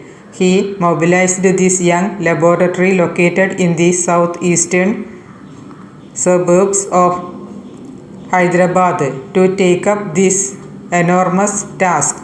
The landscape dotted with tombs and old buildings started reverberating with new life. Narayanan was a man of tremendous energy, a man always in the boost phase. He gathered around him a strong group of enthusiastic people, drawing many service officers into this predominantly civilian laboratory, totally preoccupied with the SLV affairs. My participation in the missile panel meetings gradually dwindled and then stopped altogether. However, stories about Narayanan and his devil were beginning to reach Trivandrum. A transformation of an unprecedented scale was taking place there. During my association with Narayanan into RATO project, I had discovered that he was a hard taskmaster, one who went all out for control, mastery and domination. I used to wonder if managers like him, who aim at getting result no matter what the price, would face a rebellion of silence and non-cooperation in the long run. New Year's Day 1975 brought with it an opportunity to have a first-person assessment of the work going on under Narayanan's leadership. Professor M.G.K. Menon, who was working then as scientific advisor to the defense minister and was head of the DRDO, appointed a review committee under the chairmanship of Dr. Brahm Prakash to evaluate the work carried out in the Double project. I was taken into the team as a rocket specialist to evaluate the progress made in the areas of aerodynamics, structure and propulsion of the missile. On the propulsion aspect, I was assisted by V.R. Somashekar and by Wing Commander P. Kamaraju. The committee members included Dr. R.P. Shinoy and Professor I.G. Sharma, who were to review the work done on the electronic system. We met at DRDL on 1st and 2nd January 1975, followed by a second session after about 6 weeks. We visited the various development work centers and held discussions with the scientists there. I was greatly impressed by the vision of A.V. Rangarao, the dynamism of Wing Commander R. Gopalaswamy, the thoroughness of Dr. I. Achyuta Rao, the enterprise of G. Ganeshan, S.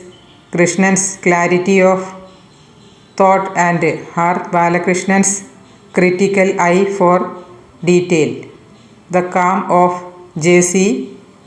Bhattacharya and Lieutenant R. Swaminathan in the face of immense complexities was striking. The zeal and application of Lieutenant V.J. Sundaram was conspicuous. They were a brilliant, committed group of people, a mix of service officers and civilian scientists who had trained themselves in the areas of their own interest out of their driving urge to fly an Indian missile. We had our concluding meeting toward the end of March 1975 at Trivandrum. We felt that the progress in the execution of the project was adequate in respect of hardware fabrication to carry out the philosophy of one-to-one substitution of missile subsystems, except in the liquid rocket area, where some more time was required to succeed. The committee was of the unanimous opinion that DRDL had achieved the tin goal of hardware fabrication and system analysis creditably in the design and development of the ground electronics complex assigned to them. We observed that the one-to-one substitution philosophy had taken precedence over the generation of design data. Consequently, many design engineers had not been able to pay adequate attention to the necessary analysis, which was the practice followed by us at VSSC. The system analysis studies carried out up to then had also been only of a preliminary nature in all. The results accomplished were outstanding, but we still had a long way to go. I recalled a school poem. Don't worry and fret, faint-hearted. The chances have just begun, for the best jobs haven't been started. The best work hasn't been done. The committee made a strong recommendation to the government to give Devil a further go-ahead. Our recommendation was accepted and the project proceeded. Back home at VSSC, SLV was taking shape in contrast to the DRDL, which was sprinting ahead. We were moving slowly instead of following the leader. My team was trekking towards success on several individual paths. The essence of our method of work was an emphasis on communication, particularly in the lateral direction among the teams and within the teams. In a way, communication was my mantra for managing this gigantic project. To get the best from my team members, I spoke to them frequently on the goals and objectives of the organization, emphasizing the importance of each member's specific contribution towards the realization of these goals. At the same time, I tried to be receptive to every constructive idea emanating from my subordinates and to relay it in an appropriate form for critical examination and implementation. I had written somewhere in my diary of that period, if you want to leave your footprints on the sands of time, do not drag your feet. Most of the time, communication gets confused with conversation. In fact, the two are distinctly different. I was and am a terrible conversationalist, but consider myself a good communicator. A conversation full of pleasantries is most often devoid of any useful information, whereas communication is meant only for the exchange of information. It is very important to realize that communication is a two-party affair which aims at passing on or receiving a specific piece of information. While working on SLV, I used communication to promote understanding and to come to an agreement with colleagues in defining the problems that existed and in identifying the action necessary to be taken to solve them. Authentic communication was one of the tools skillfully used in managing the project. How did I do that? To begin with, I tried to be factual and never sugar-coated the bitter pill of facts. At one of the Space Science Council (SSC) review meeting, frustrated by the procurement delays, I erupted into an agitated complaint against the indifference and red tape tactics of the Controller of Accounts and Financial Advisor of VSSC. I insisted that the system of work followed by the account staff had to change and demanded the delegation of their functions to the project team. Dr. Brahm Prakash was taken aback by the bluntness of my submission.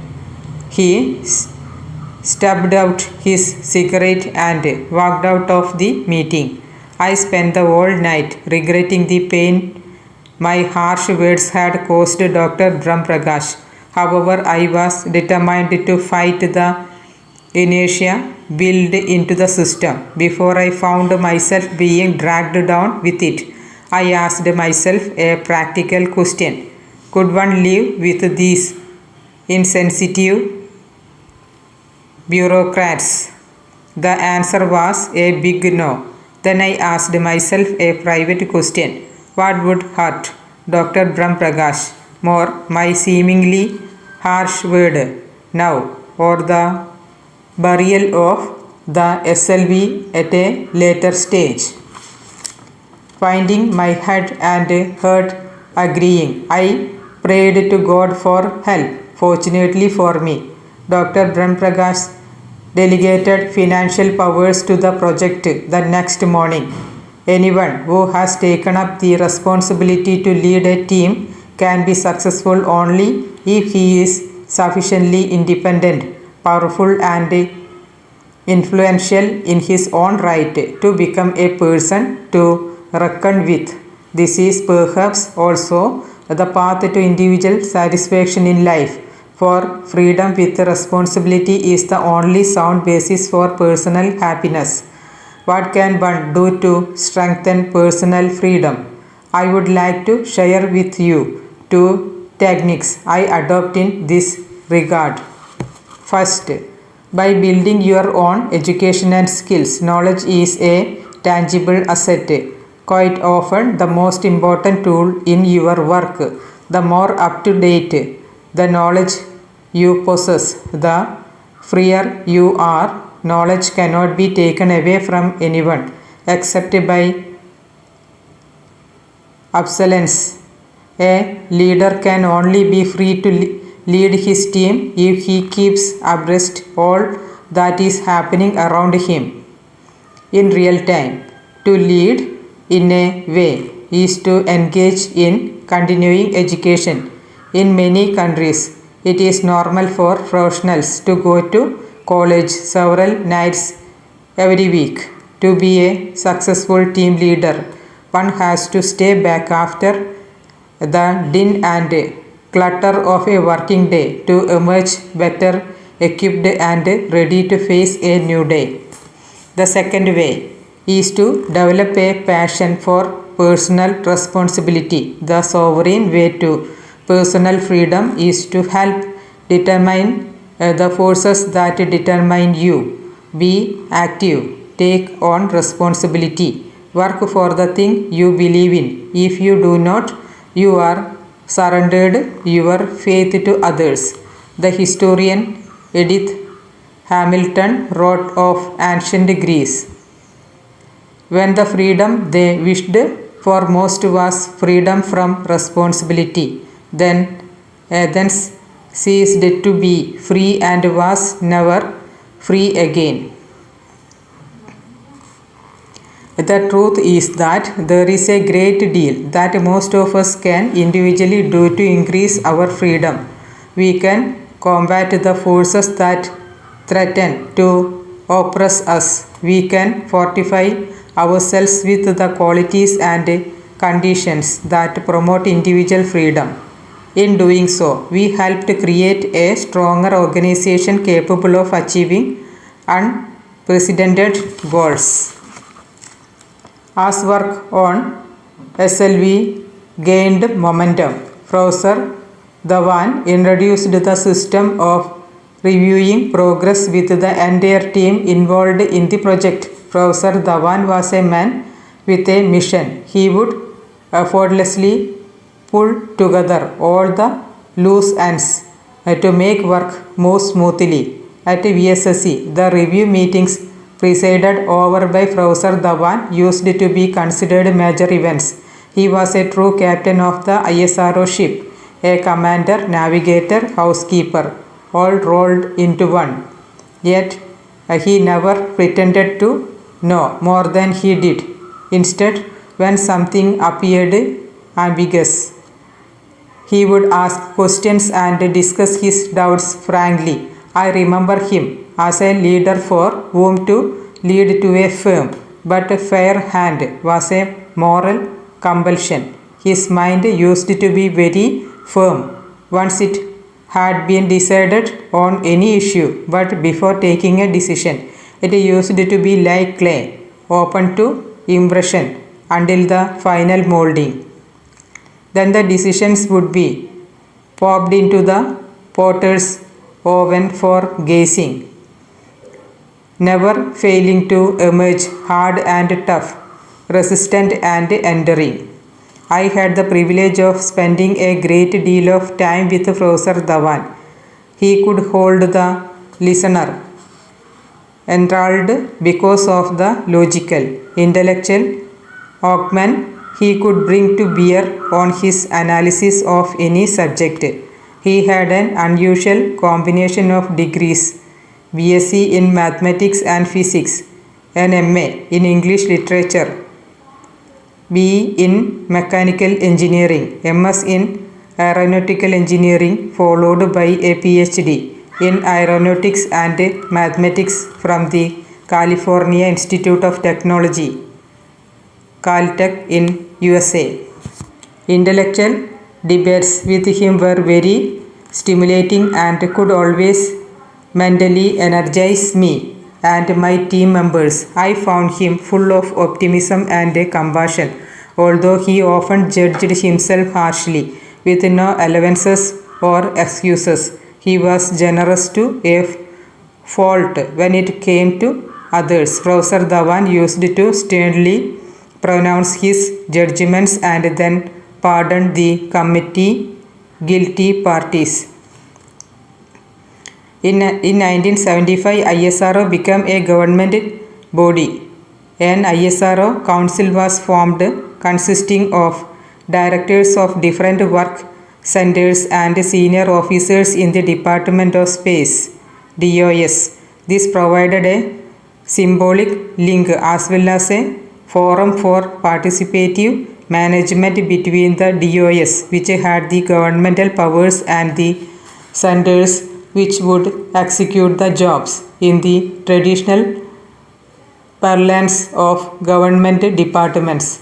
ISRO's centers would have been subordinate units or attached offices, but such words were never spoken either at ISRO or DOS.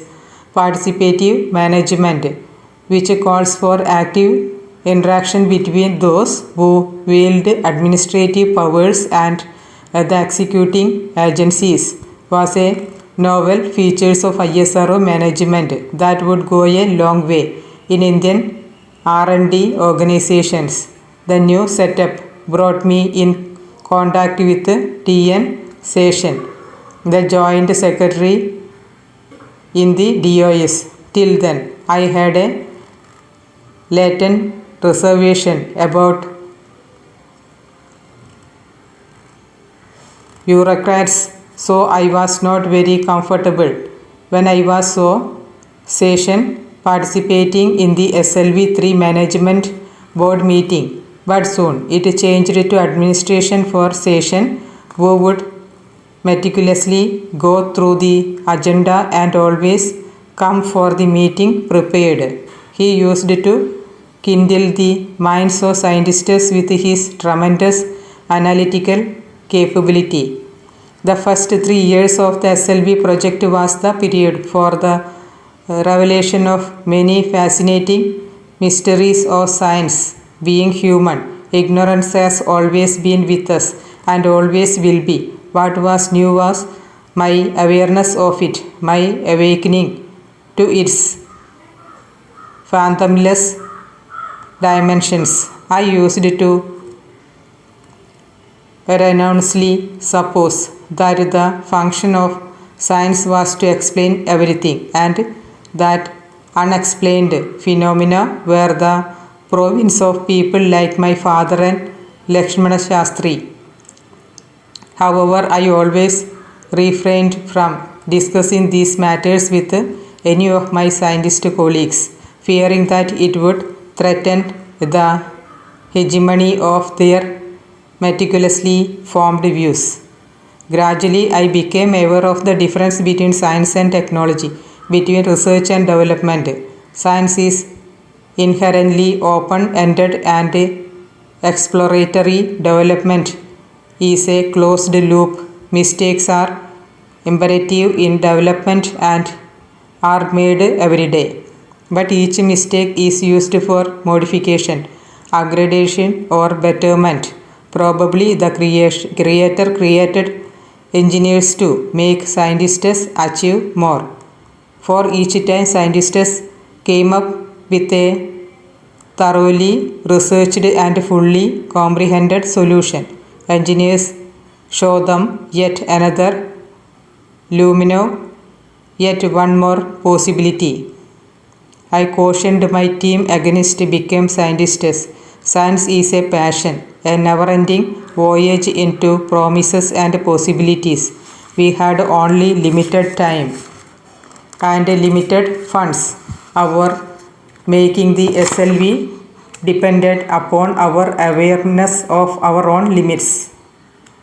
I preferred existing workable solutions, which would be the best option. Nothing that is new comes into time-bound projects without its own problems.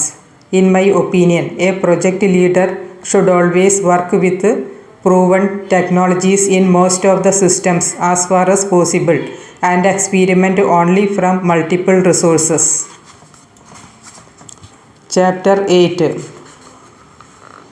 The SLV-3 project had been formulated in such a way that the major technology work centers both at VSSC and at SHIR could handle propellant production, rocket motor testing and launch of any large diameter rocket. As participants in the SLV-3 project, we set 3 milestones for ourselves: development and flight qualification of all subsystems through sounding rocket by 1975, suborbital flights by 1976, and the final orbital flight in 1978. The work tempo had picked up now and the atmosphere was changed with excitement. Whatever I went, our teams had something interesting to show me. A large number of things were being done for the first time in the country, and the ground level technicians had no prior exposure to this kind of work. I saw new performance dimensions growing among my team members. Performance dimensions are factors that lead to creation. They go beyond competencies such as the skills and knowledge of the individual. Performance dimensions are broader and deeper than what a person must know and be able to do in order to function well in his or her job. They include attitudes, values, and character traits. They exist at various levels of the human personality: at the behavioral level, at the outermost ring of the tree, we can observe skills and measure knowledge.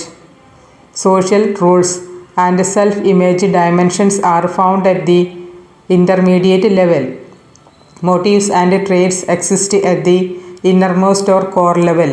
If we can identify those performance dimensions which are most highly correlated with job success, we can put them together to form a blueprint for outstanding performance in both thought and action. Although SLV-3 was still in the future, its subsystems were being compiled. In June 1974, we used the Centaur sounding rocket launch to test some of our critical systems. A scaled down heat shield of SLV, rate gyro unit, and vehicle attitude programmer were integrated into the Centaur rocket. The 3 systems involved wide-ranging expertise: composite materials, control engineering, and software, none of them ever having been tried before in the country. The test was a complete success. Until then, the Indian space program had not gone beyond sounding rockets, and even knowledgeable people were not ready to see and acknowledge its effort as anything more serious than fiddling around with meteorological instruments. For the first time, we inspired the confidence of the nation Prime Minister Indira Gandhi told Parliament on 24th July 1974, the development and fabrication of relevant technologies, subsystems and hardware to make India's first satellite launch vehicle are progressing satisfactorily. A number of industries are engaged in the fabrication of components. The first orbital flight by India is scheduled to take place in 1978. Like any other act of creation, the creation of SLV-3 also had its painful moments. One day, when my team and I were totally engrossed in the preparation of the static test of the first stage motor, the news of a death in the family reached me. My brother-in-law and mentor, Janab Ahmad Jalaluddin, was no more. For a couple of minutes, I was immobilized. I could not think, could not feel anything. When I could focus on my surroundings only more and attempted to participate in the work, I found myself talking incoherently, and then I realized that with Jalaluddin, a part of me had passed away too. A vision of my childhood reappeared before me.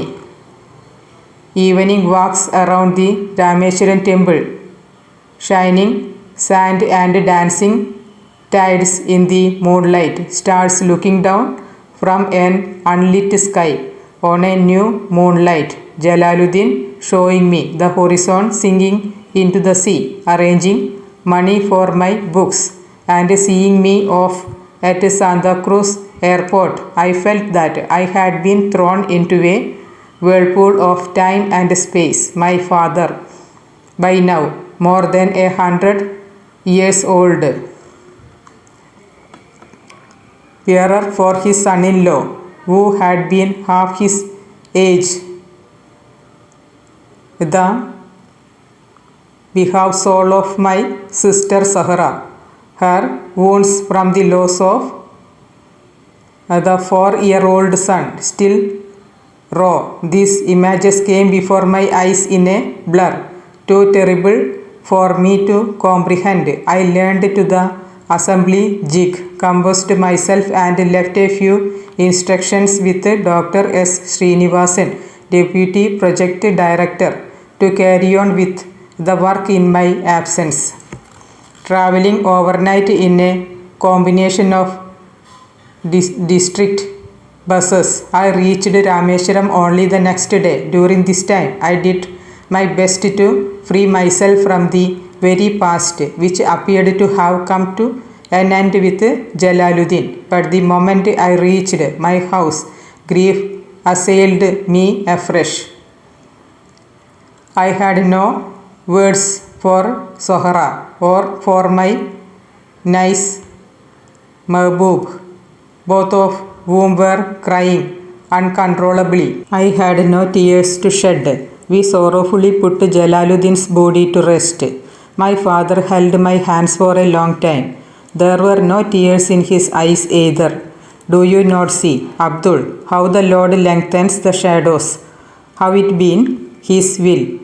He could have made them constant, but he makes the sun their guide. Little by little, he shortens them. It is the who has made the night a mantle for you, and sleep a rest. Jalaluddin has gone into a long sleep, a dreamless sleep, a complete rest of all his being, within simple unconsciousness. Nothing will befall us except what Allah has ordained. He is our guardian. In Allah, my son, put your trust. He slowly closed his wrinkled eyelids and went into a trance-like state. Death has never frightened me. After all, everyone has to go one day. But perhaps Jalaluddin went a little too early, a little too soon.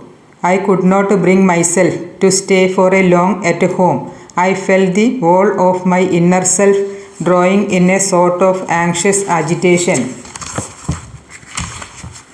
and inner conflicts between my personal and my professional life. For many days back in Tumba, I felt a sense of futility I had never known before about everything I was doing. I had long talks with Professor Dhawan. He told me that my progress on the SLV project would bring me solace. The confusion would first lessen and would later pass away altogether. He drew my attention to the wonders of technology and its achievements. Gradually, the hardware began emerging from the drawing boards. Shashi Kumar built a very effective network of fabrication work centers. Within days of getting a component drawing, he would embark on the fabrication with what was available. Nambudiri and Pillai were spending their days and nights at the propulsion laboratory developing 4 rocket motors simultaneously. MSR Dev and Sandlas drew up meticulous plans for mechanical and electrical integration of the vehicle. Madhavan Nair and Murthy examined the system developed by the VSSC electronics laboratories and engineered them into flight subsystem wherever it was possible. US Singh brought up the first launch ground system comprising of telemetry, telecommand and radar. He also chalked out a detailed work plan with SHAR for the flight trials. Dr. Sundarajan closely monitored mission objectives and concurrently updated the systems. Dr. Srinivasan, a competent launch vehicle designer, discharged all my complementary and supplementary functions as the SLV Deputy Project Director. He noticed what I had overlooked, heard the points I failed to listen to, and suggested possibilities that I had not so much as visualized.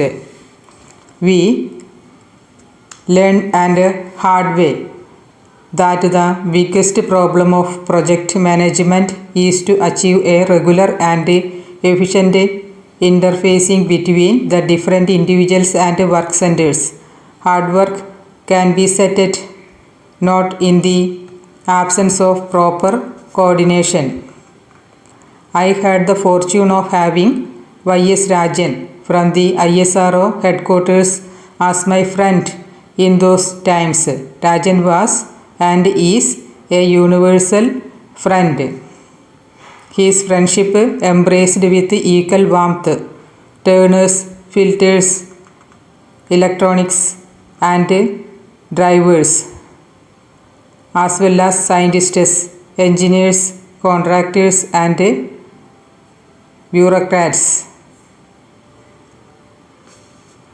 Today, when the press called me a welder of people, I attribute this to Rajan. His close interaction with different work centers created such a harmony in SLV affairs that the fine thread of individual efforts were woven into a mighty fabric of great strength. In 1976, my father passed away. He had been in poor health for quite some time due to his advanced age. The death of Jalaluddin had also taken a toll on his health and spirit. He had lost his desire to live, as though after seeing Jalaluddin return to his divine source, he too had become eager to return to his. Whenever I learnt about my father's indifferent health, I would visit Rameswaram with a good city doctor. Every time I did so, he would chide me for my unnecessary concern and lecture me on the expenses incurred on the doctor. Your visit is enough for me to get well. Why bring a doctor and spend money on his fees? He would ask.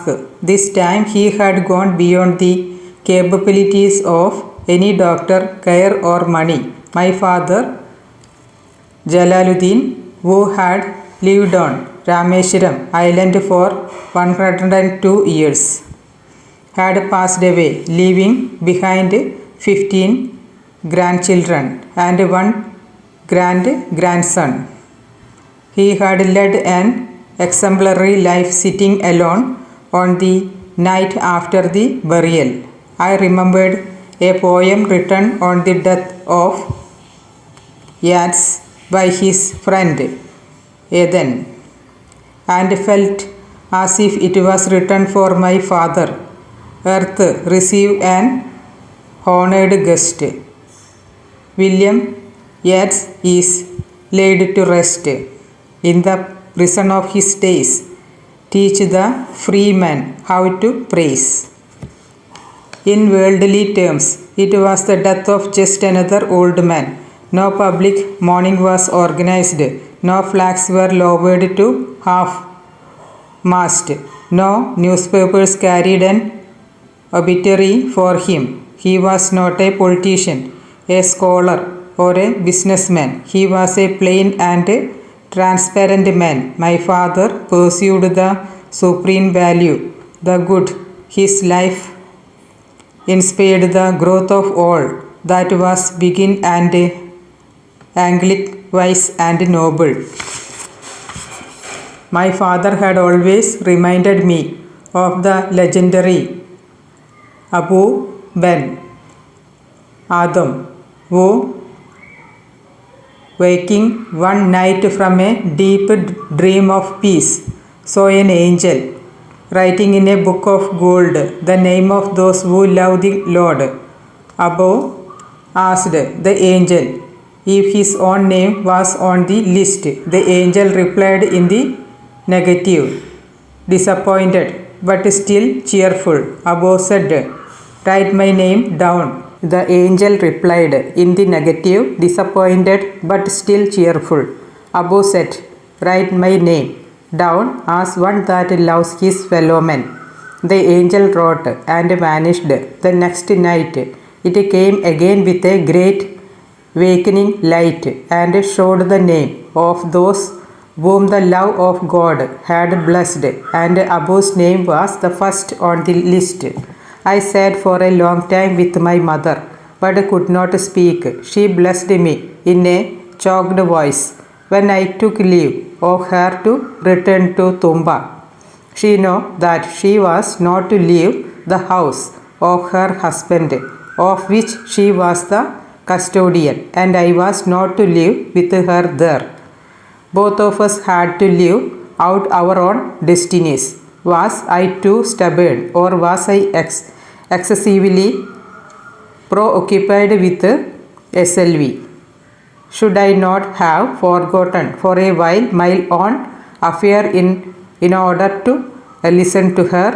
I regretfully realized this only when she passed away soon afterwards. The SLV-3 Apogee rocket, developed as a common upper stage with diamond, scheduled to be flight tested in France, was mired in a series of knotty problems. I had to rush to France to sort them out before I could depart. Late in the afternoon, I was informed that my mother had passed away. I took the first available bus to Nagarkoil. From there, I travelled to Rameswaram, spending a whole night in the train, and performed the last rites the next morning. Both the people who had formed me had left for their heavenly abode. The departure had reached the next of their journey. The rest of us had continue walking the weary road, and life had to go on. I prayed in the mosque my father had once taken to me every evening. I told him that my mother could not have lived longer in the world without the care and love of her husband, and therefore had preferred to join him. I begged his forgiveness. They carried out the task I designed for them with great care, dedication, and honesty, and came back to me. Why are you mourning their day of accomplishment?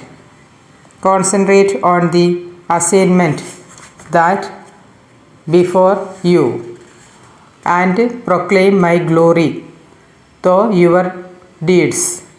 Nobody had said these words, but I heard them loud and clear.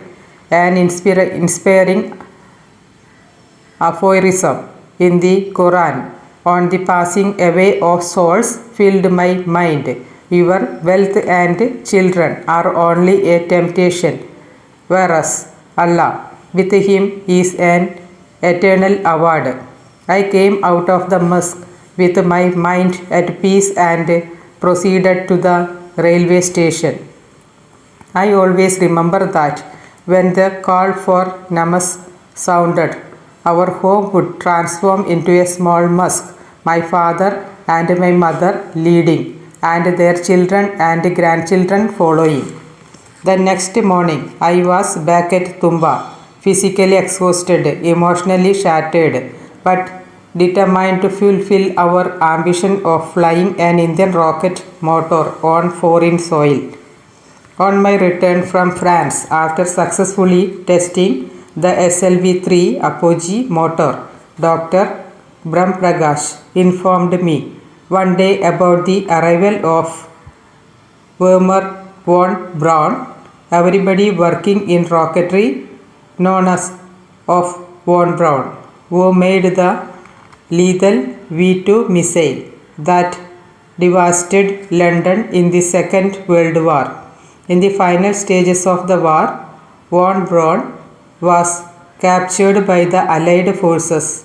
As a tribute to his genius, von Braun was given a top position in the rocketry program at NASA. Working for US Army, von Braun produced the landmark Jupiter missile, which was the first IRBM with a 3000 km range, which I was asked by Dr. Brahmprakash to receive von Braun at Madras and escort him to Tumba. I was naturally excited. The V2 missile, an abbreviation of the German word Virgin-Tungswaffe, was by far the greatest single achievement in the history of rockets and missiles. It was the culmination of the efforts made by von Braun and his team in the VFR, Society for Space Flight, in the 1920s. What had begun as a civilian effort soon became an official army one, and von Braun became the technical director of the German missile laboratory at Kummersdorf. The first V2 missile was first tested unsuccessfully in June 1942. It toppled over onto its side and exploded, but in August 1942, it became the first missile to exceed the speed of sound under the supervision of von Braun. More than 10,000 V2 missiles were produced between April and October 1944 at the gigantic underground production unit near Norderson in Germany. That I would be traveling with this man, a scientist, a designer, a production engineer, an administrator, a technology manager, all rolled into one. What more could I have asked for? We flew in an Avro aircraft which took around 90 minutes from Madras to Trivandrum. Von Braun asked me about our work and listened as if he was just another student of rocketry. I never expected the father of modern rocketry to be so humble, receptive and encouraging. He made me feel comfortable right through the flight. It was hard to imagine that I was talking to a giant of missile system as he was so self-affecting. He observed that the length to diameter LD ratio of the SLV-3, which was designed to be 22, was on the higher side and cautioned me about aeroelastic problems, which must be avoided during flight. Having spent the major part of his working life in Germany, how did he deal in America? I asked this of von Braun, who had become a cult figure in the States after creating the Saturn rocket in the Apollo mission, which put man on the moon. America is a country of great possibilities, but they look upon everything un-American with suspicion and contempt. They suffer from a deep-rooted NIH, not invented here, complex and look down on alien technologies. If you want to do anything in rocketry, do it yourself. Von Braun advised me. He recommended SLV-3 is a genuine Indian design, maybe having your own troubles.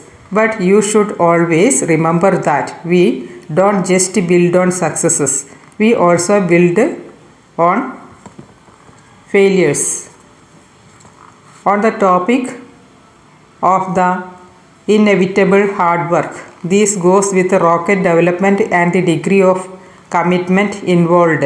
He smiled and said with a glint of mischief in his eyes, hard work is not enough in rocketry. It is not a sport where hard work can fetch you honors. Here, not only do you have to have a goal, but you have to have strategies to achieve it as fast as possible.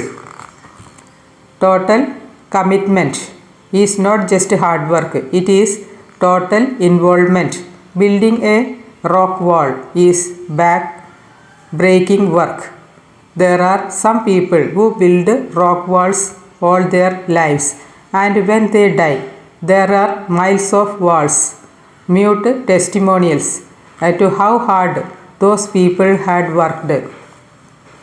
He continued, but there are other men who, while placing one rock on top of another, have a vision in their minds, a goal. It may be a terrace with roses climbing over the rock walls and chairs set out for lazy summer days, or the rock wall may enclose an apple orchard or mark a boundary. When they finish, they have more than a wall.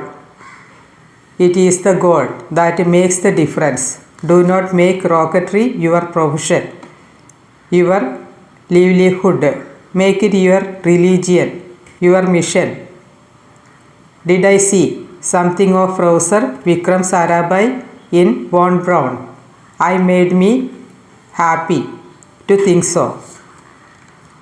With 3 deaths in the family in as many successive years, I needed total commitment to my work in order to keep performing. I wanted to throw all my being into the creation of the SLV. I felt as if I had discovered the path I was meant to follow, God's mission for me and my purpose on His earth. During this period, it was as though I had pushed a bold button. No badminton in the evenings. No more weekend or holidays. No family, no relatives or relations, not even any friends outside the SLV circle. To succeed in your mission, you must have single-minded devotion to your goal. Individuals like myself are often called workaholics. I question this term because that implies a pathological condition or an illness. If I do that, which I desire more than anything else in the world and which makes me happy, such work can never be an aberration. Words from the 26th Psalm come to mind while I work. Examine me, O Lord, and prove me. Total commitment is a crucial quality for those who want to reach the very top of their profession. The desire to work at optimum capacity leaves hardly any room for anything else. I have had people with me who would scoff at 40 hours a week job they were being paid for. I have known others who used to work 60, 80 and even 100 hours a week because they found their work exciting and rewarding. Total commitment is the common denominator among all successful men and women. Are you able to manage the stresses you encounter in your life? The difference between an energetic and a confused person is the difference in the way their minds handle their experiences. Man needs his difficulties because they are necessary to enjoy success. All of us carry some sort of a super intelligence within us. Let it be stimulated to enable us to examine our deepest thoughts, desires and beliefs. Once you have done this, charged yourself, as it were, with your commitment to your work, you also need good health and boundless energies. Climbing to the top demands strength, whether to the top of Mount Everest or to the top of your career. People are born with different energy reserves, and the one who tires first and burns out easily will do well to recognize his or her life at the earliest. In 1979, a 6-member team was preparing the flight version of a complex second stage control system for static test and evaluation. The team was in countdown mode at T15 minutes. 15 minutes before the test, one of the 12 valves did not respond during checkout. Anxiety drove the members of the team to the test site to look into the problem. Suddenly, the oxidizer tank filled with red fuming nitric acid (RFNA) burst, causing severe acid burns to the team members. It was a very traumatic experience to see the suffering of the injured group, and I rushed to the Trivandrum Medical College Hospital and begged to have our colleagues admitted, as 6 beds were not available in the hospital at that point of time. Sivaramakrishnan Nair was one among the 6 persons injured. The acid had burned his body at a number of places. By the time we got a bed in the hospital, he was in severe pain. I kept vigil at this bedside around 3 o'clock in the morning. Sivaramakrishnan regained consciousness. His first word expressed regret over the mishap and assured me that he would make up the slippage in schedules caused by the accident. His sincerity and optimism, even in the midst of such severe pain, impressed me deeply. Men like Sivaramakrishnan are a breed apart. They are the strivers, always reaching higher than the last time, and with their social and family life welded to their dream, they find the rewards of their drive overwhelming. The inherent joy of being in flow. This event greatly enhanced my confidence in my team, a team that would stand like a rock in success and failure.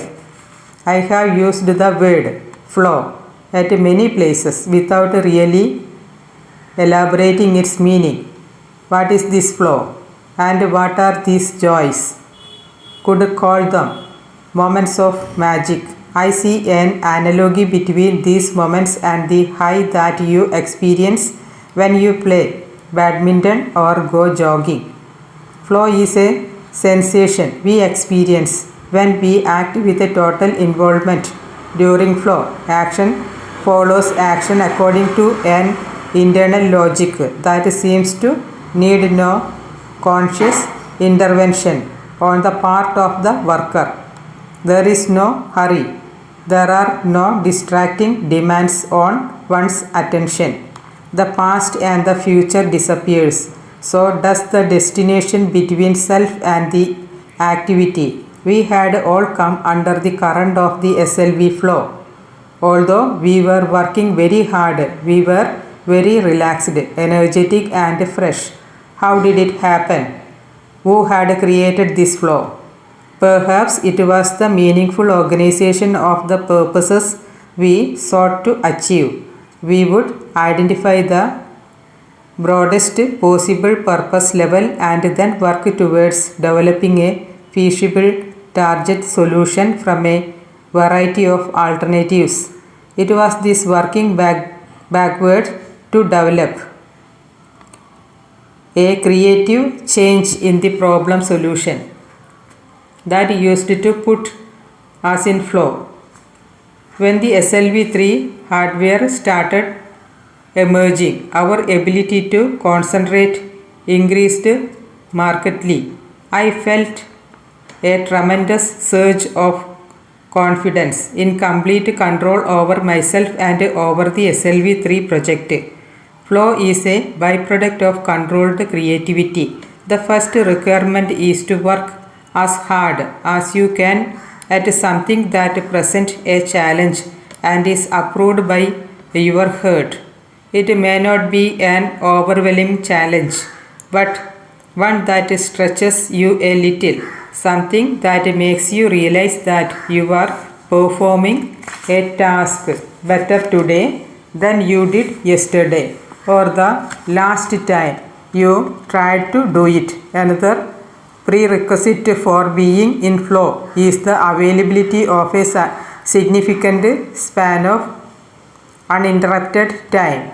In my experience, it is difficult to switch into the flow state in less than half an hour, and it is almost impossible if you are relieved by interruptions.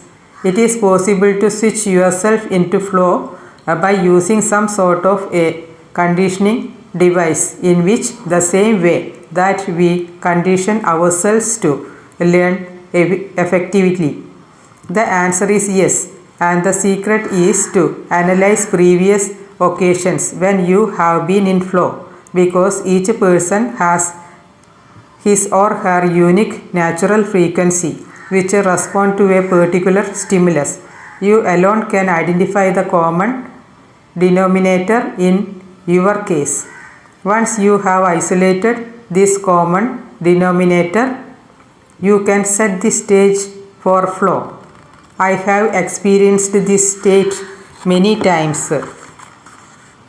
Almost every day of the SLV mission, there have been days in the laboratory when I have looked up to find the laboratory empty and realized that it was way past the quitting time.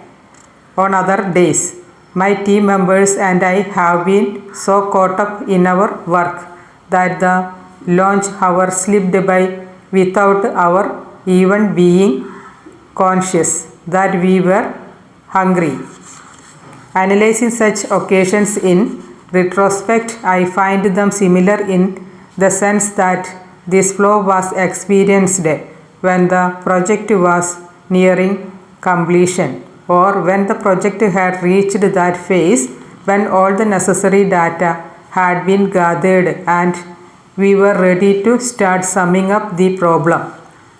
outlining the demands made by conflicting criteria and the various positions presented by opposing interests and making our recommendations for action. I also realized that this tended to happen on days that were relatively quiet in the office, with no crisis or meetings. Such spells increased steadily in frequency, and the SLV-3 dream was finally realized in the middle of 1979.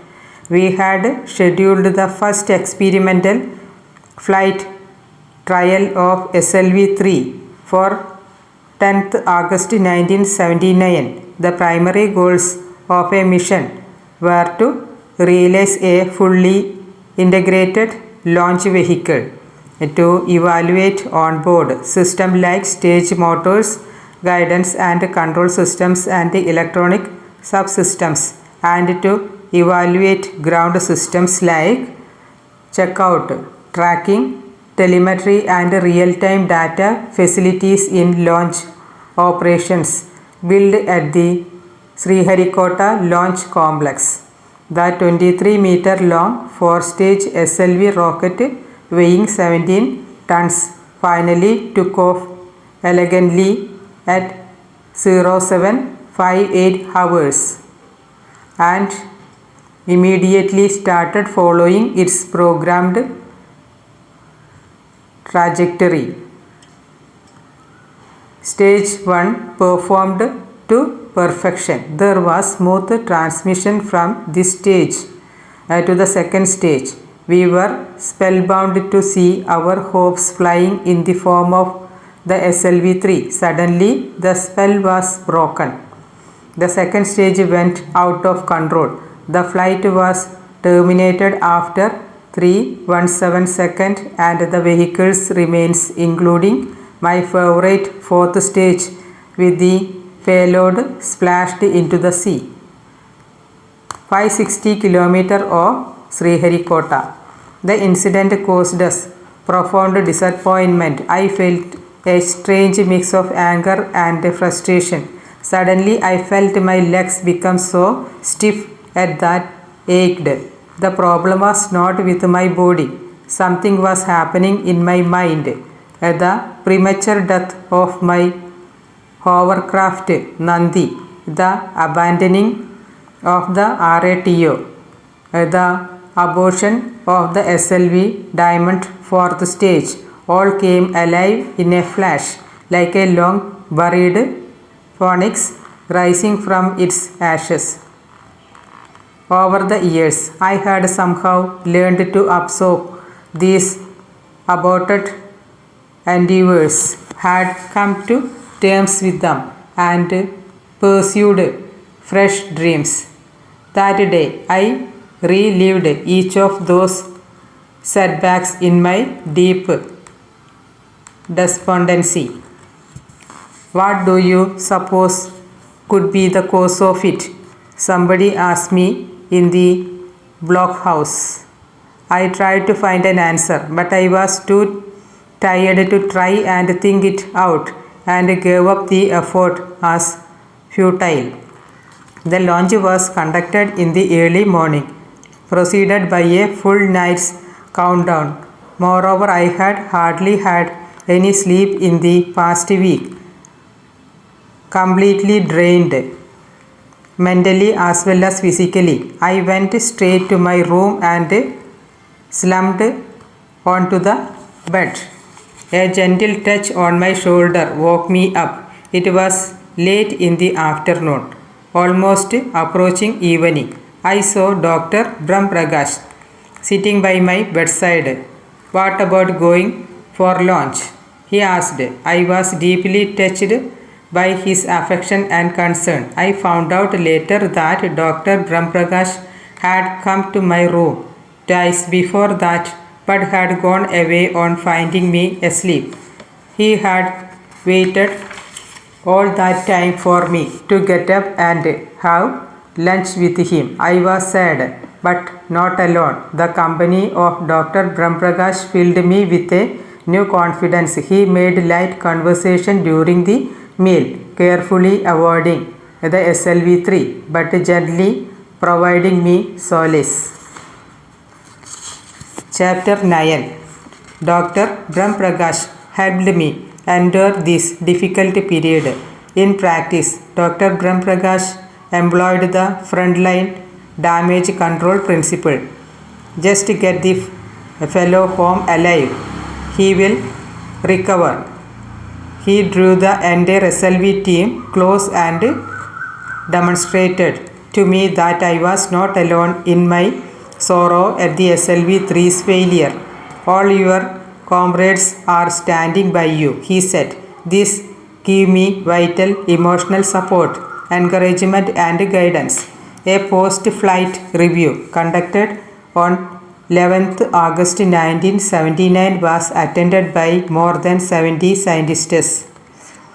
A detailed technical appraisal of the failure was completed. Later, the post-flight analysis committee headed by S.K. Adithan pinpointed the reason for the malfunction of the vehicle. It was established that the mishap occurred because of the failure of the second stage control system. No control force was available during the second stage flight, due to which the vehicle became aerodynamically unstable, resulting in altitude and velocity loss. This caused the vehicle to fall into the sea even before the other stages could ignite. Further in-depth analysis of the second stage failure identified the reason as the draining of a good amount of red fuming nitric acid used as the oxidizer for the fuel power at the stage. Consequently, when the control force was demanded, only fuel was injected, resulting in zero force.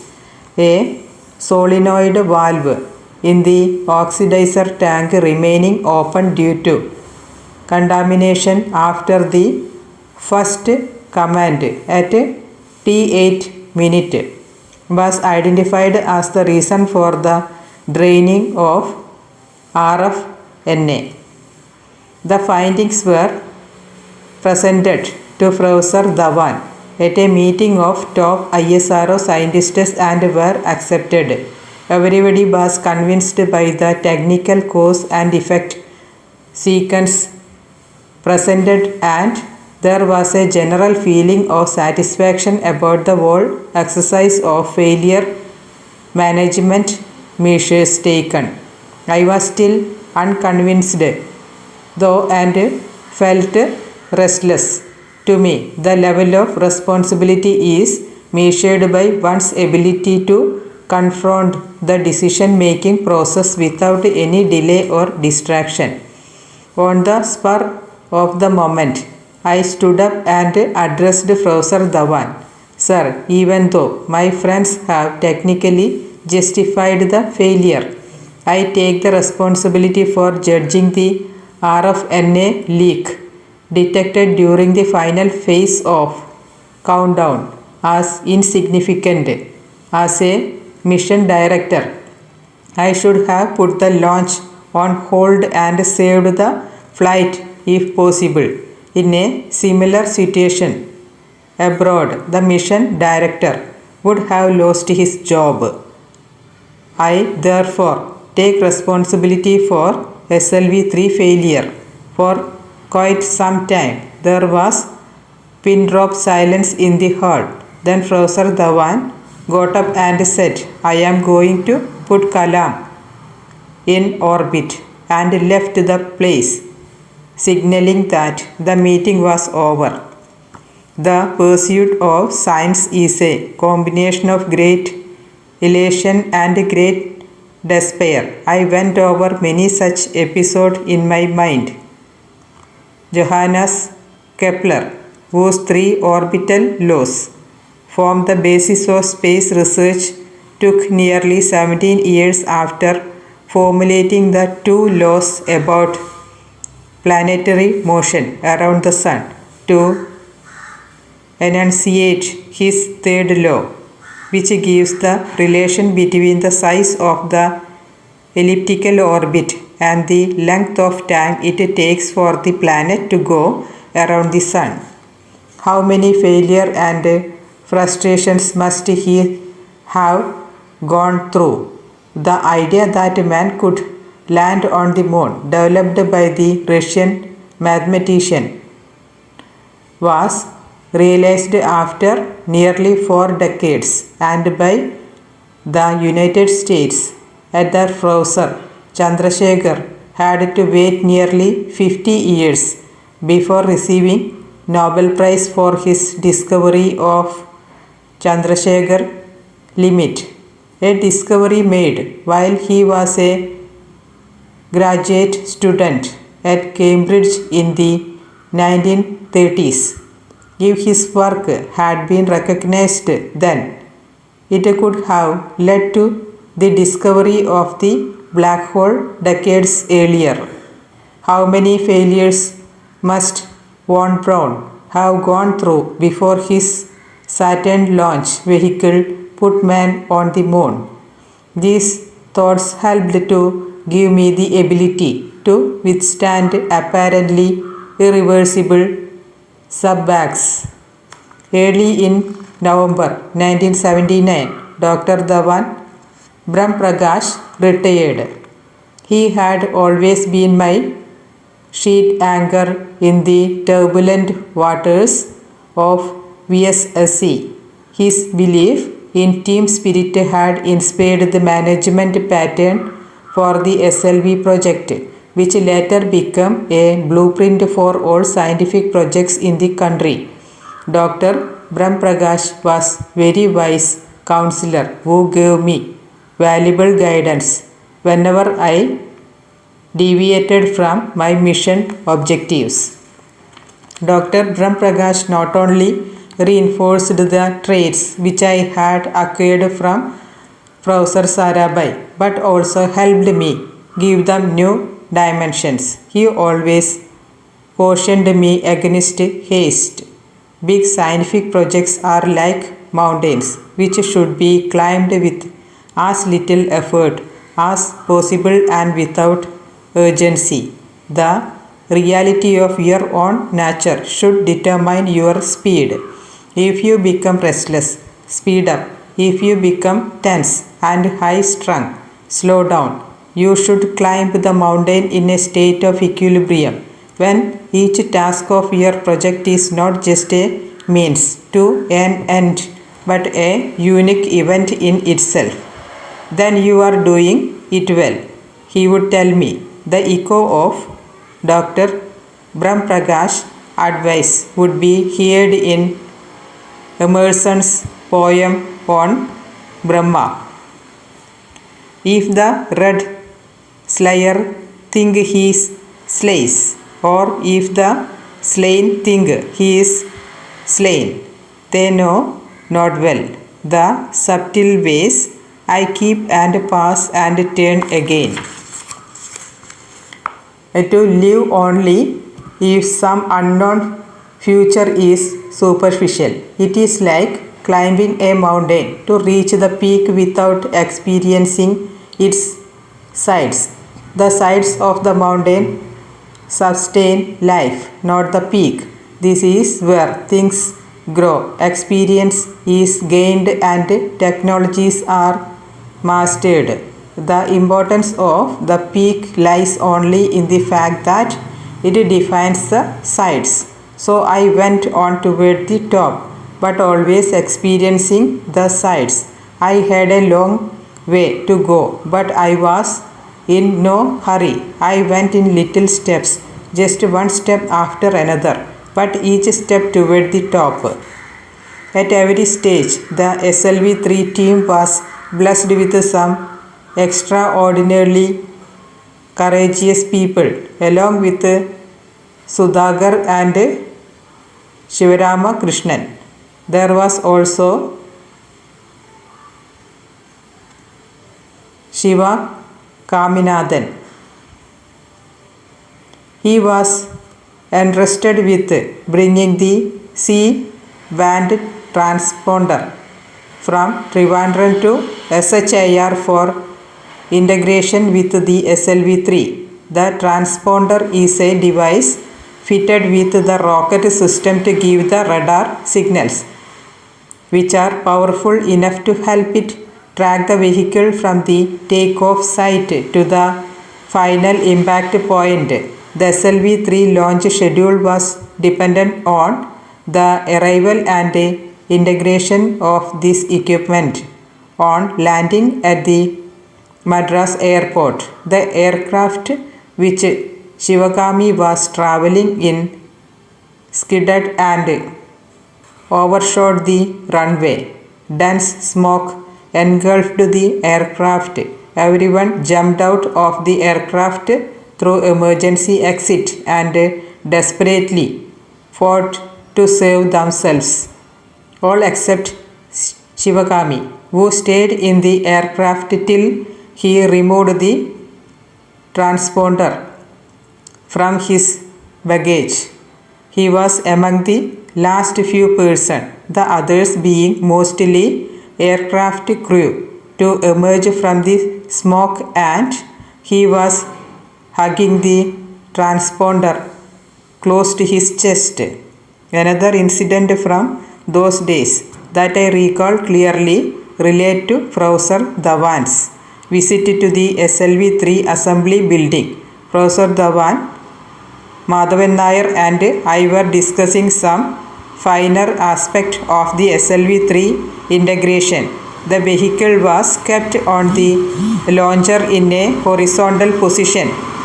When we were moving around and examining the reading of the integrated hardware, I noticed the presence of big water pots for extinguishing fire in case of an accident.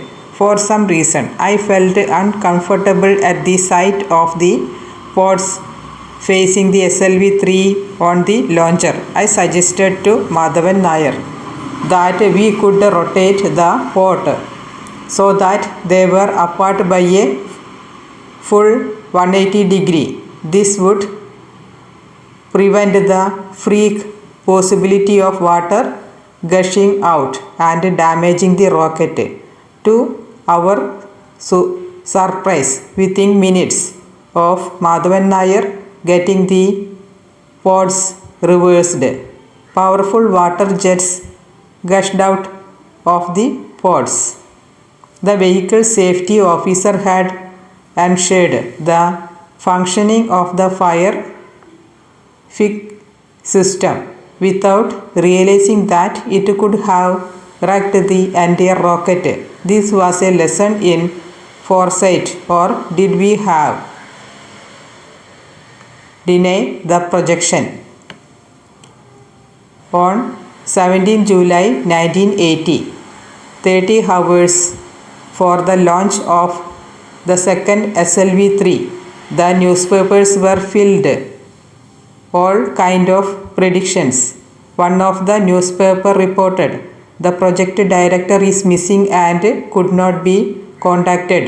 Many reports preferred to trace the history of the first SLV-3 flight and recalled how the third stage had failed to ignite because of lack of fuel and the rocket had nose dived into the ocean. Some highlight SLV-3's possible military implications in terms of acquiring the capability for building IRBMs. Some were a general prognosis of all that ailed our country and related it to the SLV-3. I knew that the next day's launch was going to decide the future of Indian space program. In fact, to put it simply, the eyes of the whole nation were on us. In the early hours of the next day, 18 July 1980, at 0803 hours to be precise, India's first satellite launch vehicle SLV-3 lifted off from SHIR.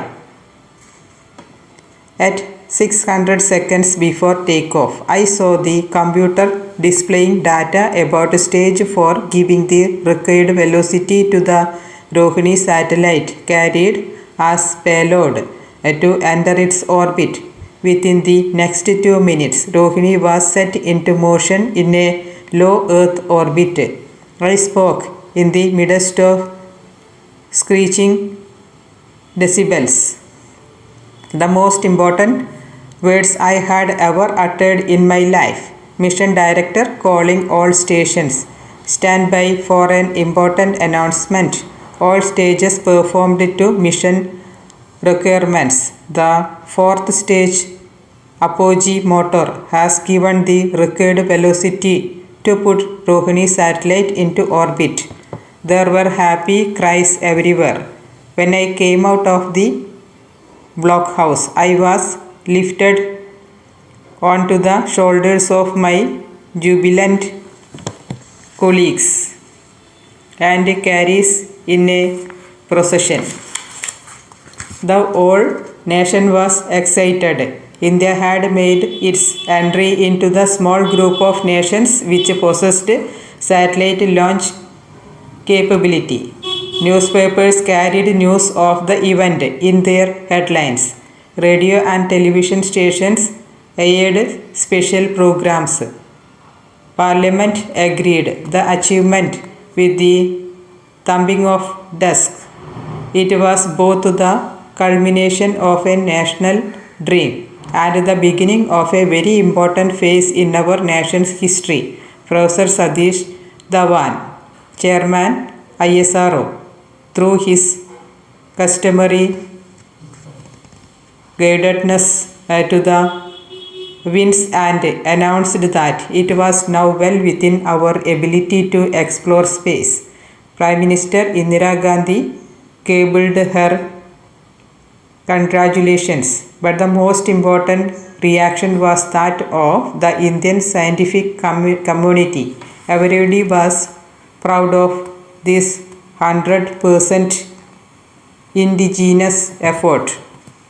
I experienced mixed feelings. I was happy to achieve the success which had been evading me for the past 2 decades. But I was sad because the people who had inspired me were no longer there to share my joy. My father, my brother-in-law Jalaluddin and Professor Sarabhai.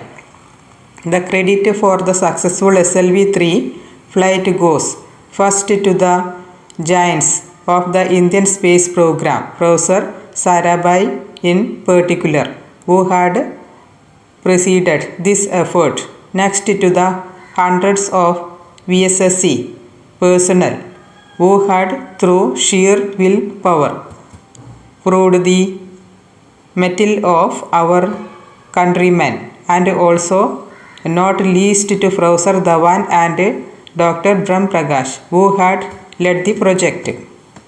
We had a late dinner that evening. Gradually, the din and clatter of the celebrations calmed down. I retired to my bed with almost no energy left. Through the open window, I could see the moon among the clouds. The sea breeze seemed to reflect the buoyancy of the mood on Sriharikota Island that day.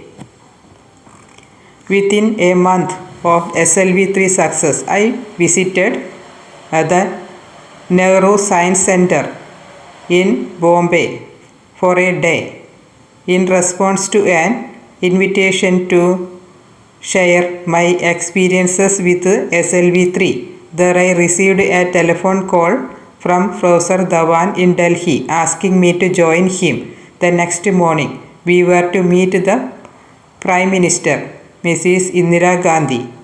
My hostess at the Nehru Center were kind enough to arrange my ticket to Delhi, but I had a small problem. It had to do with my clothes. I was dressed casually, as is my wont, and wearing slippers, not by any standard of etiquette suitable attire in which to meet the Prime Minister.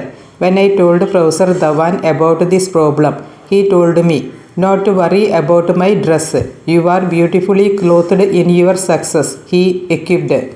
Professor Dhawan and I arrived at the Parliament House Annex the next morning. A meeting of the Parliamentary Panel on Science and Technology chaired by Prime Minister was scheduled.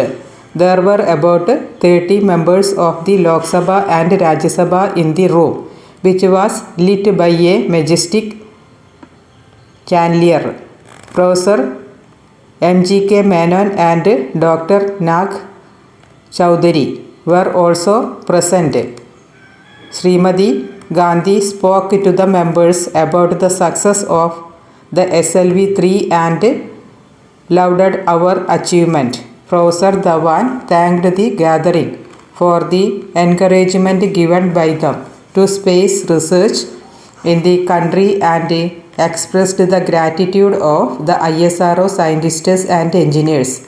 Suddenly I saw Srimati Gandhi smiled at me as she said, "Kalam, we would like to hear you speak."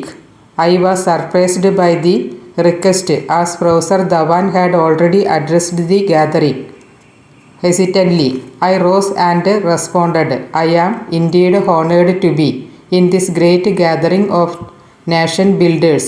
I only know how to build a rocket system in our country which would inject a satellite built in our country by imparting to it a velocity of 25,000 km per hour. There was thousands applause. I thanked the members for giving us an opportunity to work on a project like SLV-3 and prove the scientific strength of our country. The entire room was irradiated with happiness. Now that Project SLV-3 had been successfully completed, VSSC had to reorganize its resources and redefine its goals. I wanted to be relieved of the project activities, and consequently Ved Prakash Sandlas from my team was made the project director for SLV-3 continuation project, which aimed at making operational satellite launch vehicles of a similar class, with a view to upgrade the SLV-3 by means of certain technological innovation. The development of augmented satellite launch vehicle ASLVs had been on the card for some time. The aim was to enhance the SLV-3 payload capability from 40 kg to 150 kg. MSR Dev from my team was appointed project director ASLV, then to reach the Sun synchronous orbit 900 km as PSLV was to be made. The Geo Satellite Launch Vehicle GSLV was also envisaged, though as a distant dream. I took up the position of Director Aerospace Dynamics and Design Group so that I could configure the forthcoming launch vehicles and technology development. The existing VSSC infrastructure was inadequate to handle the size and weight of the future launch vehicle systems, and the implementation of all these projects was going to require highly specialized facilities. New sites were identified for the expanded activities of VSSC at Vattiyurkavu and Valiyamala. Dr. Srinivasam drew up a detailed plan of the facilities. Meanwhile, I carried out an analysis of the application of SLV-3 and its variants with Sri Thanu Pillai, and compared the existing launch vehicles of the world for missile applications. We established that the SLV-3 solid rocket system would meet the national requirement of payload delivery vehicles for short and intermediate ranges 4,000 km We contended that the development of one additional solid booster of 1.8 meter diameter with 36 tons of propellant along with SLV-3 subsystems would meet the ICBM requirement above 5,000 km for a 1,000 kg payload. This proposal was, however, never considered. It nevertheless paved the way for the formulation of the re-entry experiment REX, which much later on became Agni. The next SLV-3 flight, SLV-3D1, took off on 31st May 1981. I witnessed this flight from the visitors gallery. This was the first time I witnessed a launch from outside the control center. The unpalatable truth I had to face was that by becoming the focus of media attention, I had aroused envy among some of my senior colleagues, all of whom had equally contributed to the success of SLV-3. Was I hurt at the coldness of the new environment? Perhaps yes, but I was willing to accept what I couldn't change. I have never lived off the profits of others' minds. My life, in keeping with my nature, has never been that of a ruthless achiever. The SLV-3 was made not by force and manipulation, but through consistent collective effort. Then why this sense of bitterness? Was it peculiar to the VSSC top level or a universal reality? As a scientist, I was trained to reason out reality.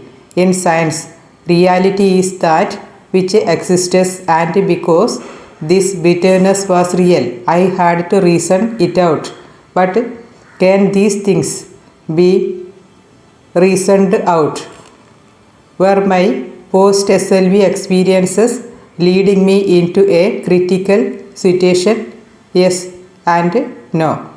Yes, because the glory of SLV-3 had not gone to everyone who deserved it, but hardly anything could have been done about that. No, because a situation can be considered critical for a person only when realization of the internal necessity becomes impossible, and that certainly was not the case. In fact, the concept of conflict is built upon this basic idea. In retrospect, I can only say that I was fully aware of a great need for actualization and renewal. In January 1981, I was invited by Dr. Row of the High Altitude Laboratory, now the Defense Electronics Applications Laboratory, DEIL, Dehradun, to give a lecture on the SLV-3. The renowned nuclear scientist Professor Raja Ramanna, who had always admired and who was then the scientific advisor to the defense minister, presided over the gathering. He spoke on India's effort in generating nuclear energy and the challenge in including the first nuclear test for peaceful purposes. As I had been so closely involved with SLV-3, it was natural that I was soon in full spate about it. Later, Professor Rajaramanna invited me for a private meeting over tea. The first thing that struck me then I met Professor Ramanna was his genuine pleasure at meeting me. There was an eagerness in his talk, an immediate sympathetic friendly line, accompanied by quick, graceful movements. The evening brought back memories of my first meeting with Professor Sarabhai, as if it was yesterday. The world of Professor Sarabhai was internally simple and externally easy. Which of us working with him was driven by a single-minded need to create and lived under conditions which made the object of that need directly accessible. Sarabai's world was tailor-made to our dreams. It had neither too much nor too little of anything needed by any one of us. We could divide it by our requirements without a reminder. My world by now had no simplicity left in it. It had become an internally complex and externally difficult world. My effort in rocketry and in achieving the goal of making indigenous rockets were impeded by external obstacles and complicated by internal wavering. I was aware that it required a special effort of the will to sustain my trajectory. The coordination of my present with my past had already been jeopardized. The coordination of my present with my future was uppermost in my mind when I went to have tea with Professor Ramanna. He did not take long to come to the point. The Devil Missile program had been shelved in spite of tremendous achievement made by Narayana and his team at DRDL. The entire program of military rockets was reeling under a persistent apathy. The DRDO needed somebody to take command of their missile programs, which had been stuck at the drawing board and static rest bed stages for quite a while. Professor Ramanna asked me if I would like to join DRDL and shoulder the responsibility of shaping their guided missile development program, GMDP. Professor Ramanna's proposal evoked a mixture of emotions in me. When again would I have such an opportunity to consolidate all our knowledge of rocketry and apply it? I felt honored by the esteem in which Professor Ramanna held me. He had been the guiding spirit behind the Pokhran nuclear test, and I was thrilled by the impact he had helped create on the outside world about India's technical competence. I know I would not be able to refuse him. Professor Ramanna advised me to talk to Professor Dhawan on this issue so that he could work out the modalities of my transfer from ISRO to DRDL. I met Professor Dhawan on 14 January 1981. He gave me a patient hearing with his typical penchant for weighing everything carefully to make sure he didn't miss a point. A markedly pleasant expression came to his face. He said, "I am pleased with their appraisal of my men's work." He then smiled. I have never met anyone with a smile quite like Professor Dhawan's. A soft white cloud. You could picture it in any shape you wanted to. I wondered how I should proceed. Should I formally apply for the post so that DRDL could send the appointment order I required of Professor Dhawan? No, I don't pressurize them. Let me talk to the top level management during my next visit to New Delhi, Professor Dhawan said. I know you have always had one foot in DRDO.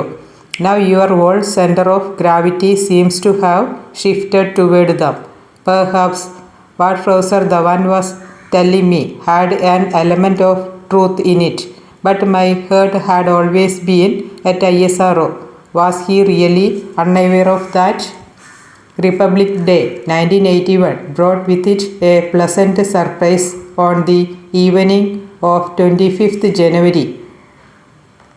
Mahadevan, Secretary to Professor Rao, rang up from Delhi to inform me about the Home Minister announcement about the conferment of the Padma Bhushan award to me. The next important call was from Professor Dhawan to congratulate me. I felt blissfully elated as it was from my Guru. I rejoiced with Professor Dhawan at his receiving the Padma Vibhushan and I congratulated him wholeheartedly. I then rang up Dr. Brahm Prakash and thanked him. Dr. Brahm Prakash chided me for the formality and said, I feel as if my son has got the award. I was so deeply touched by Dr. Brahm Prakash's affection that I could no longer keep my emotions in check. I filled my room with the music of Bismillah Khan's Shahnai. The music took me to another time, another place. I visited Rameswaram and hugged my mother. My father ran his caring fingers through my hair. My mentor, Jalaluddin, announced the news to the crowd gathered on Musk Street. My sister Sahara prepared special sweet for me. Pakshi Lakshmana Shastri put a tilak on my forehead. Father Solomon blessed me holding the Holy Cross. I saw Professor Sarabhai smiling with a sense of achievement. The sapling which he had planted 20 years ago had finally grown into a tree whose fruits were being appreciated by the people of India.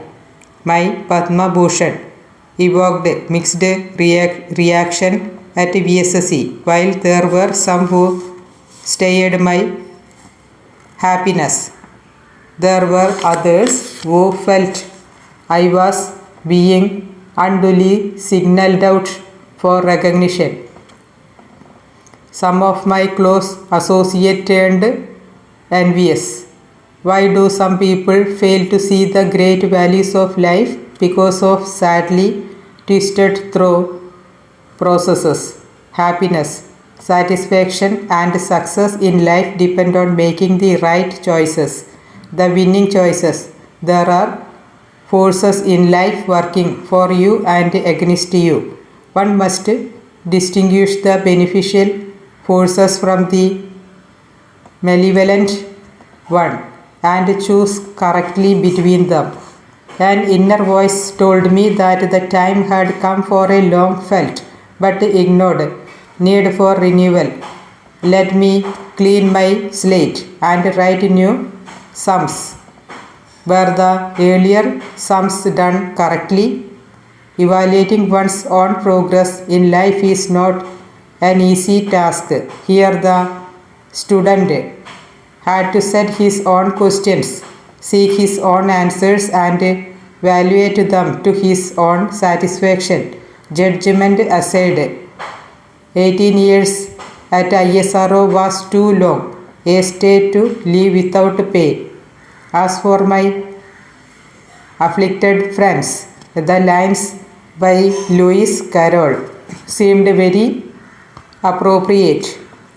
You may charge me with murder or want of sense.